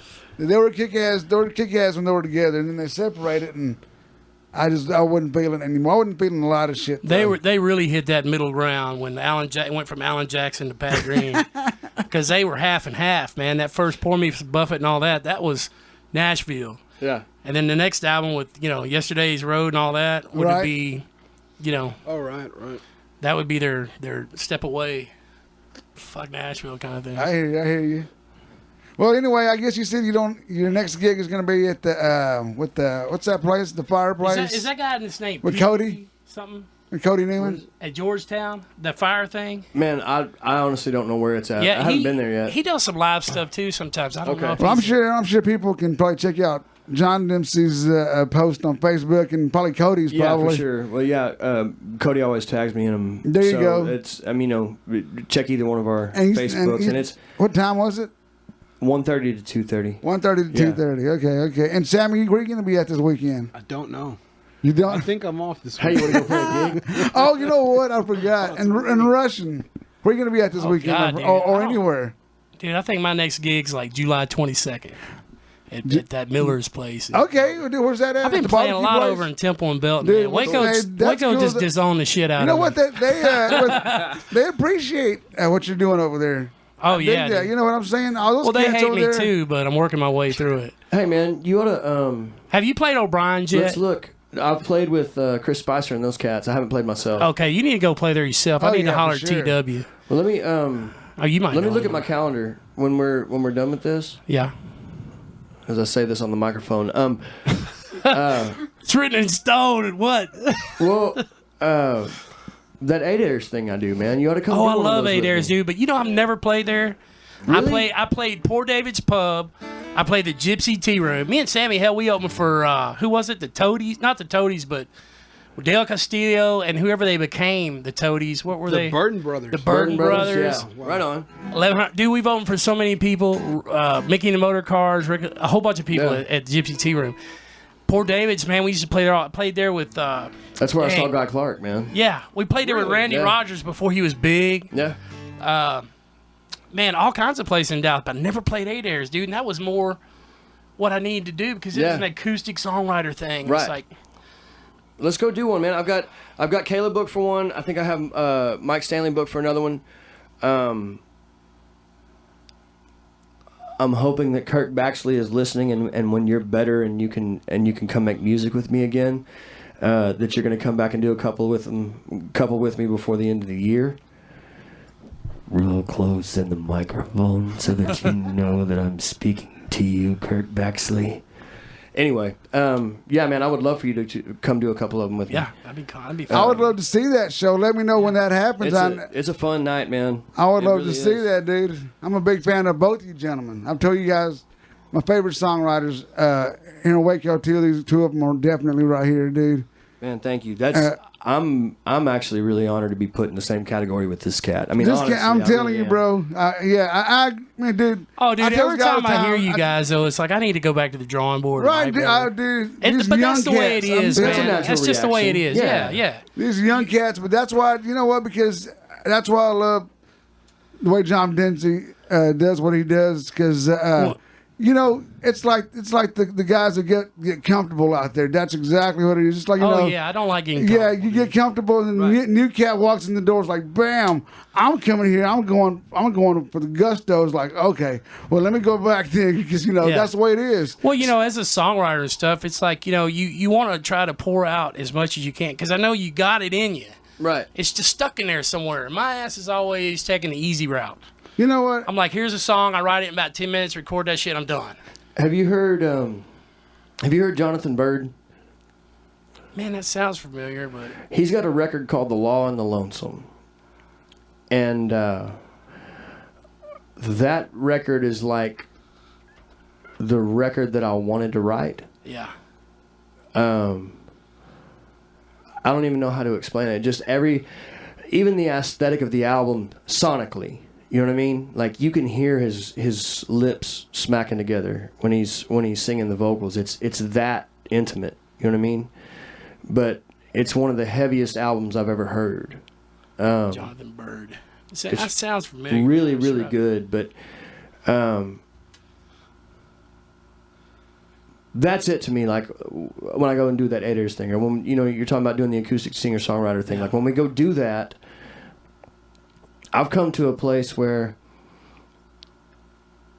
I don't ever try to get over the crowd anymore. Oh, no. I used to try to do that all the time, but we I've were come talking to a about that place- earlier, man. I don't even give a shit. Right. I go in there and I got a certain amount of songs I want to do. If it comes to me, I'll do it, man. I don't Right. care. Well, And the people that need to hear it. Am I right? Yeah. The people that need to hear it. Yeah. And that's why we do what we do. Because those 3 people out of 35 or 25 or 15. Shit, for me, it's more like 4. Dude, like Well, exactly. at the same Not so time, much dude, all the time, but But okay, so Jonathan Byrd. Right. He releases this album, and The Law and the Lonesome, the title track, I forget if it was, I want to say it was Belmont. It may have been another music school, but a big one. Yeah. Their songwriting class did an entire semester over that song. Wow. The Law and the Lonesome. Wow. Okay? So then, this is while he's touring that record, and he posts a tweet, right? And it says, "For those of you that think that I've made it, here's my audience tonight, lady and gentlemen." And it's literally an old couple sitting at a table, and that's it. Dude, I hear you. I hear you, and I've been there. One less, as a matter of fact. Well, dude, as much of the junk was a that people packed house. listen to, as much of the junk that people listen to, it's almost better that you're not too popular too fast. Right. Like me hearing you and stuff, it's like the guy you belong on a bus, like a lot of them did, or even maybe back in the old days, maybe I did too. But people belong on a bus, and when you just got to keep pathing it, man. Just keep drilling. Because it ain't gonna come easy to you. No. You know, you wasn't handed the key to the damn, to the stage, man. Well, you got to earn easy, it. I don't think I would want it. Yeah, it wouldn't be no fun. Right. I've been saying this for years. Sammy, I'll tell you too. It's the trip there. Yeah. It's not so much when you get there. You definitely don't want to be there, too fast. You want to, enjoy it on the way. I believe Jeremy Yeager's on here. Are you kidding? He was on here for a minute. Jeremy Yeager, we need to get you here for a Hog Leg Yellows reunion in our podcast. I love we you. We need to do one. Matter of fact, speaking of that, let's leave with the Hog Leg tune. Let's leave with I one. don't even know if I know anymore, dude. Jesus Christ. Let Yeager decide which one. Is he out there? If he's still out there, let him decide. If he does in 5 seconds. He ain't gonna decide in 5 seconds. I've got can't one. decide. All right, he's got one. Let's let John do it. Uh-oh, he's in. I'm still going to have John do one. I'll tell you what, let's let John do one. He's going to do it, and then we'll let Russian do one. Isaac tells me to come out here, and it's like I'm just sitting back for the deal, man. You can bring I'm gonna guitar eventually and I'll run bring out of guitar. songs. I just love having my buddies here, dude. What's up? Jeremy, pick one, Jeremy. Is he out there? What do you say? All right. We're gonna still let John do it. Pick a song here, Jeremy. We're gonna let John do a tune, and Jeremy, if you're out there, pick your Hog Leg Yellows tune, and we'll do it real quick. But John, let's do one real quick, John. Matter of fact, let me jam with you. What key is this song in? G. The people's key, right? It's the people's Is that what key. we decided on? It's the G spot. Well, why? Never mind. I'm not going to say that.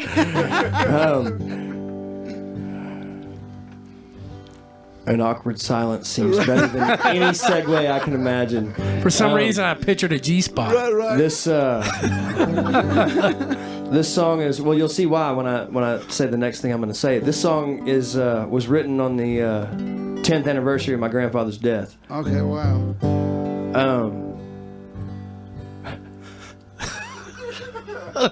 Never mind. I don't man. be laughing right now. I don't even know if I should laugh or cry or what.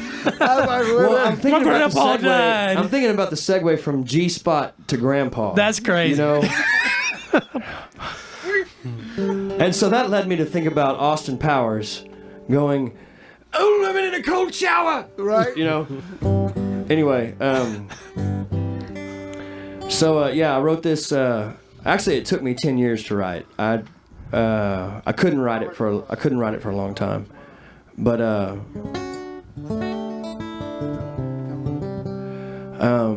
We already did All Right Tomorrow, Jeremy. Do another one. Pick another one. Go ahead. Sorry about that. oh.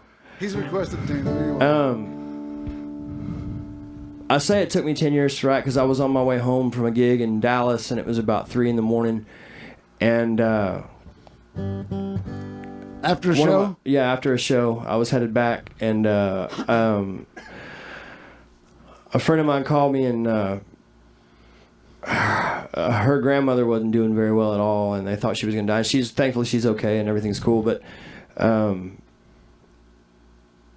I started thinking about it, and I realized it was January 17th. And, 10 years ago was when my grandfather passed. And what's really cool about it is that me and him were real close. Like stuff I didn't even realize. I sit the same way as him, you know, like... Nah, I hear you. my grandma told me that we get pissed off about the same stuff. You ever know? look at his pictures and compare them to yours? I did that to my Man, grandfather's, and I was like, wow, I can he, say this and that.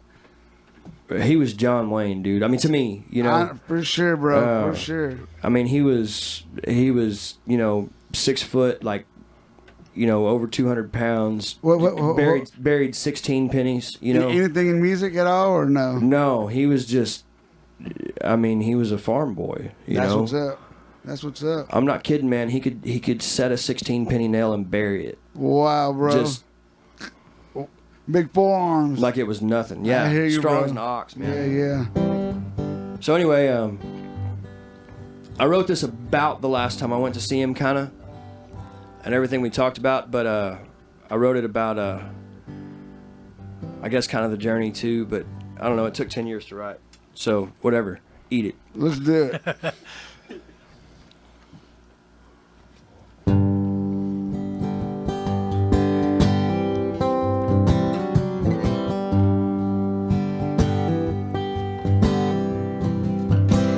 See that old red rooster sitting on a fence line.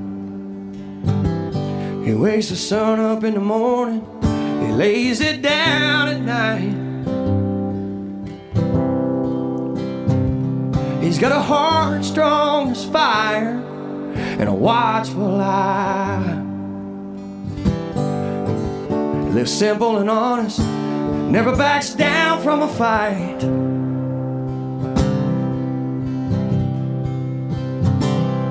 Well, my granddaddy Jack, he was a tower of a man. He sheltered 2 kids and a wife with just his 2 weathered hands. And just like that old rooster, he was steadfast and he was proud. He buried 16 pennies one shot till he laid his body down. So I'm tending to the garden the best that I can. But when I toil and turn the earth, I see my grandpa's hands.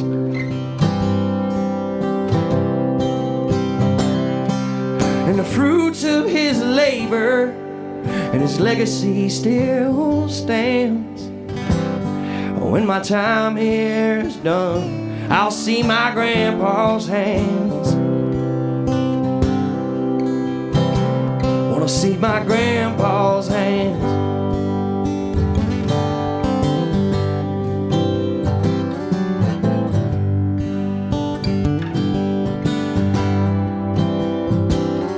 Just a Riso, Texas farm boy, when he run off to war. He did his job and he came home. He didn't talk about it no more.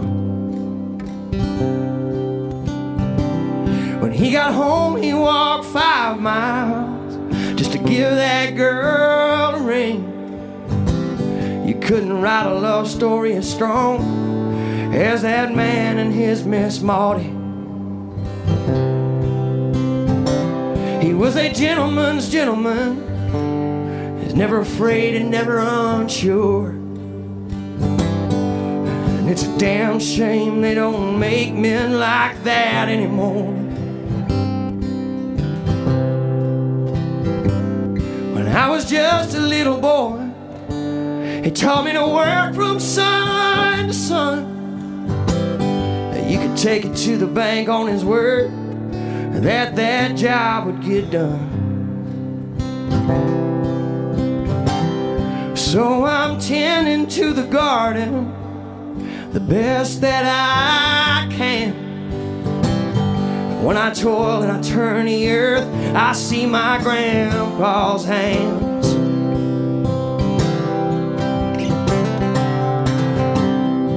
And the fruits of his labor and his legacy still stands. When my time here is done, I will see my grandpa's hands. Wanna see my grandpa's hands. Ooh, I wanna see it.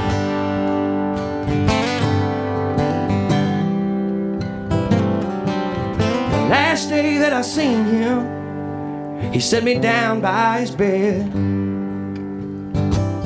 He told me what I needed to know.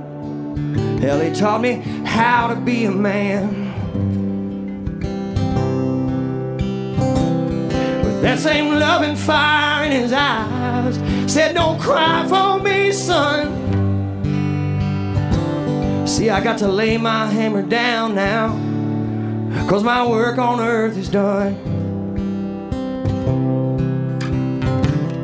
Well, it's been 10 years ago that the Lord called him home. He wept while he held my hand, said, son, you got to walk on. John, then you got to walk on. Lord, you got to walk on.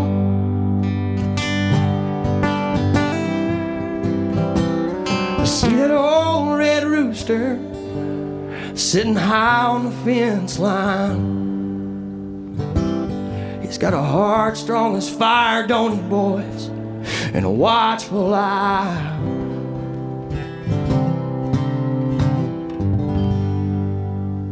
That is a beautiful song, bro. I loved it. That is a badass song. That is an awesome song, dude. You said you. That's what I'm talking about, the realness. That's it, bro. That's right it, there, right man. there. All of that stuff. You know, even the way you, like I said, the way you sing it, bro. You bring it home every time. Man, that's the deal. I mean, if you're gonna do it, why leave your house if you ain't gonna do it right? Right. That's what I say. I could be chilling with my family. Go to work, then go to work. Right, you got that right, my friend. Jeremy said Thank you, nice. brother. And what song he said he wanted to? I'm better. He wants do I'm better. Better than that. Remember that one? We'll try it. Oh, jeez. Anyway, thanks to everybody watching. And tune in next time. I don't know who it's going to be, but I'm sure it's going to be somebody great. Hey, brother. Thank y'all so much for having me. Thank you, bro, for I real, had a bro. blast, Man, I had a blast too, bro. We're gonna do this John, again. Yeah, for sure. My man John Dempsey, like I said, he brings it home every time. I love it. Sammy Kalunga, everybody. Guitarist extraordinaire. Oh, hold up real quick before I get to you. Put it back up. Turn it to the UFC thing. I want to ask Sammy something real quick. Right there, Sammy. Starting off with Nunez versus Tate. Who you have? I have Tate. Dude, I think so too. Dude, Nunez, dude. I think she's. Well, here's the deal. If she don't knock Tate out in first round, because she can do that. Yeah. She can. Chick Yes. Oh no, chick. No, two chicks fighting. I think she's gonna gas Nunez out. I think That's she's the gonna take her deal. about 2-3 rounds. It's gonna take two rounds. That's Two right. rounds. You know, Tate's already been there with the baddest chicks. Yeah. You know, you can't get any better than of course, Ronda Rousey and Holly Holmes. Right. And you know, anyway, who's after that? Underneath that one's gonna be. I tell you what, we'll do it real quick. Brock Lesnar and Mark Hunt. What's gonna happen on that one? That's a hard one, to be honest. Here's the deal. I know Mark Hunt. Mark Hunt's one of my favorite fighters of all time. He won the K1 Grand Prix back in the day. One punch knockout, like for real serious, because he'll hit you and walk away. Whenever you see somebody do that, that's a serious jackhammer. But at the same time, I've seen Brock Lesnar's big old fucking almost 400-pound ass. It's nothing but straight up muscle, no fat. Get you on the ground, and you're not gonna pick up a car off your chest. Yeah, I've got Lesnar. You got Brock Lesnar. I think Lesnar's going to do it. I think he's just going to come out. I'm thinking Hunt's going to get that one. He's so big, you know. If he gets on top of you, it's done, man. Really? And Mark Hunt hasn't. The last couple of fights I saw him where he gets taken down, it's hard for him to get back up. I know. Back in the, back in the day, his thing was people didn't realize he was a wrestler till you try to take him down. Right. Couldn't take his big ass down. Now you're gonna have to strike with him. Right. You know. Anyway, and then the last one is, of course, John Jones and Cormier. Who do you have? I already know. I called It's John Jones. I called Jones. It's Jones. Honestly, before Jones, when Jones very first came out, and I saw him fight. Who do you fight? What was that guy's name? The dude from the Ultimate Fighter. The very last. Matt, it was. Anyway, Bosner. Wasn't that? I forget what his name was. The guy that fought from the Ultimate Fighter, the very first one. yeah. Anyway, Bonner. When I saw him throw Bonner, like give him literally 200 hooks, suplex him over the other side of the ring, it's like that dude's gonna be a champion. Bit his ear off. Ooh. No. But anyway, that's who I have, because that's what I'm gonna be doing all I don't weekend know Jack long. Diddley about fighting. I'm gonna be watching UFC Thursday night, Friday night, and of course Saturday night. Nobody holler at me for any gigs. I'm not gonna do them. All right. What song? I'm better. Russian Steel, take it away. Take it away.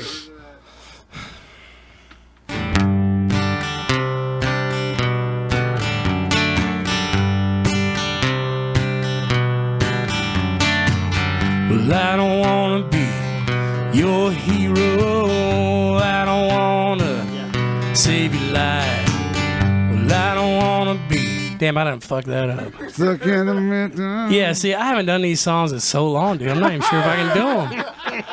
I was feeling it too, bro. What the hell? I don't even remember the I was words. fucking feeling that shit. Are we gonna capture that moment? Lakeside. Really? All right. Okay, here it goes. Can you capture the moment again? Let's see. Well, I don't want to be second fiddle. I don't want to be last in line. Fuck. That was big I'm dark done. secret. I can't remember it, man. All right. Okay, let me request it. I tell you what, Southland and out. Southland and out. Ah, Okay, not Southland. I don't know. Let's see. Okay. I almost need a beat for that. Give me a beat. He's laughing. Let me try. I'm better one more time. You got it. Can we capture the turn moment mic for the up. I'm third? so far over here, dude. All right, can we capture the moment? Let's see. Hey, give me a little bit more volume on this one. This damn. This sure. There's Check. a- 1, 2. now, When now I it's start the forgetting microphone. words, I need volume. Now it's the microphone. 2021. Good Lord, dude, he's getting really deep Dude, with I that don't one. even remember that song. What is I don't that? remember that one at all, but I do remember playing it years ago, but I haven't heard it so long. Man, I don't even remember. I don't that even know if song. I got a recording of that anywhere.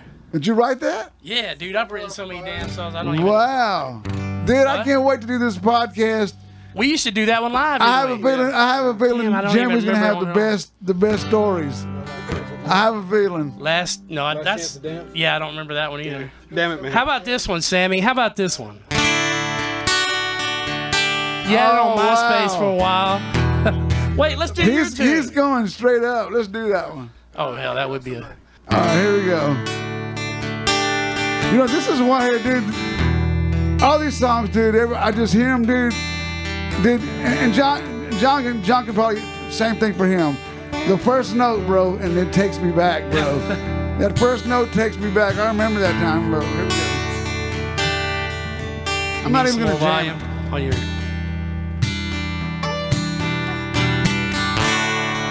Life is time. It's blowing in the wind. Every second gone is closer to the end.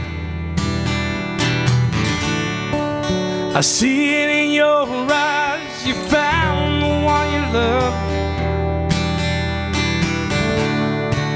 They're the one that you're always thinking of. Yeah, when you love somebody. Yeah, when you love someone, your heart feels like it's breaking. Gotta let them know. Oh, you let them go.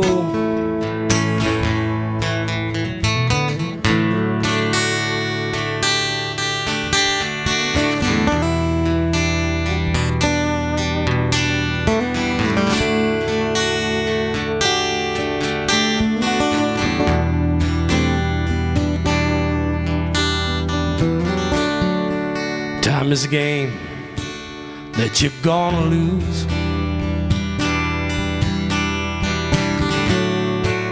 Now you're acting like you don't know what to do.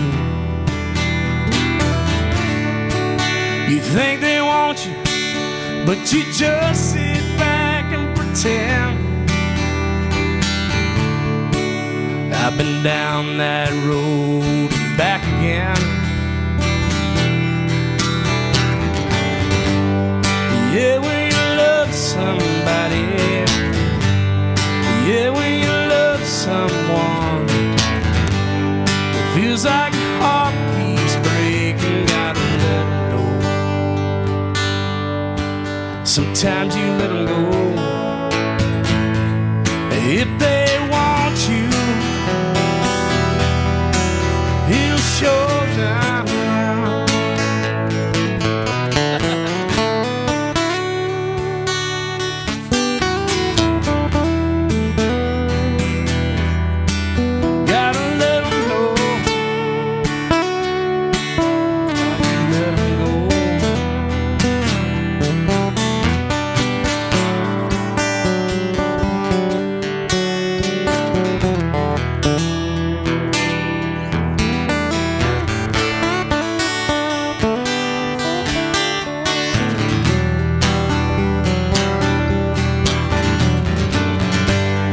Yeah, when you love somebody. Yeah, when you love someone, it feels like your heart is breaking. Feels like your heart keeps breaking. Gotta let them know. Sometimes you let them go.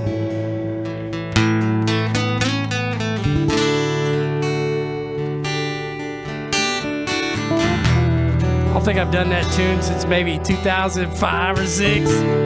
Dude, it was awesome, dude. Jeez.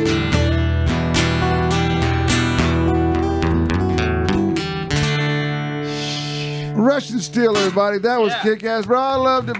Dude, I'm telling you, I'm a big I gotta Hog grow my Lake Ellis mustache fan. back. I'm also a big John Dempsey fan, bro. I appreciate it, dude. I mean,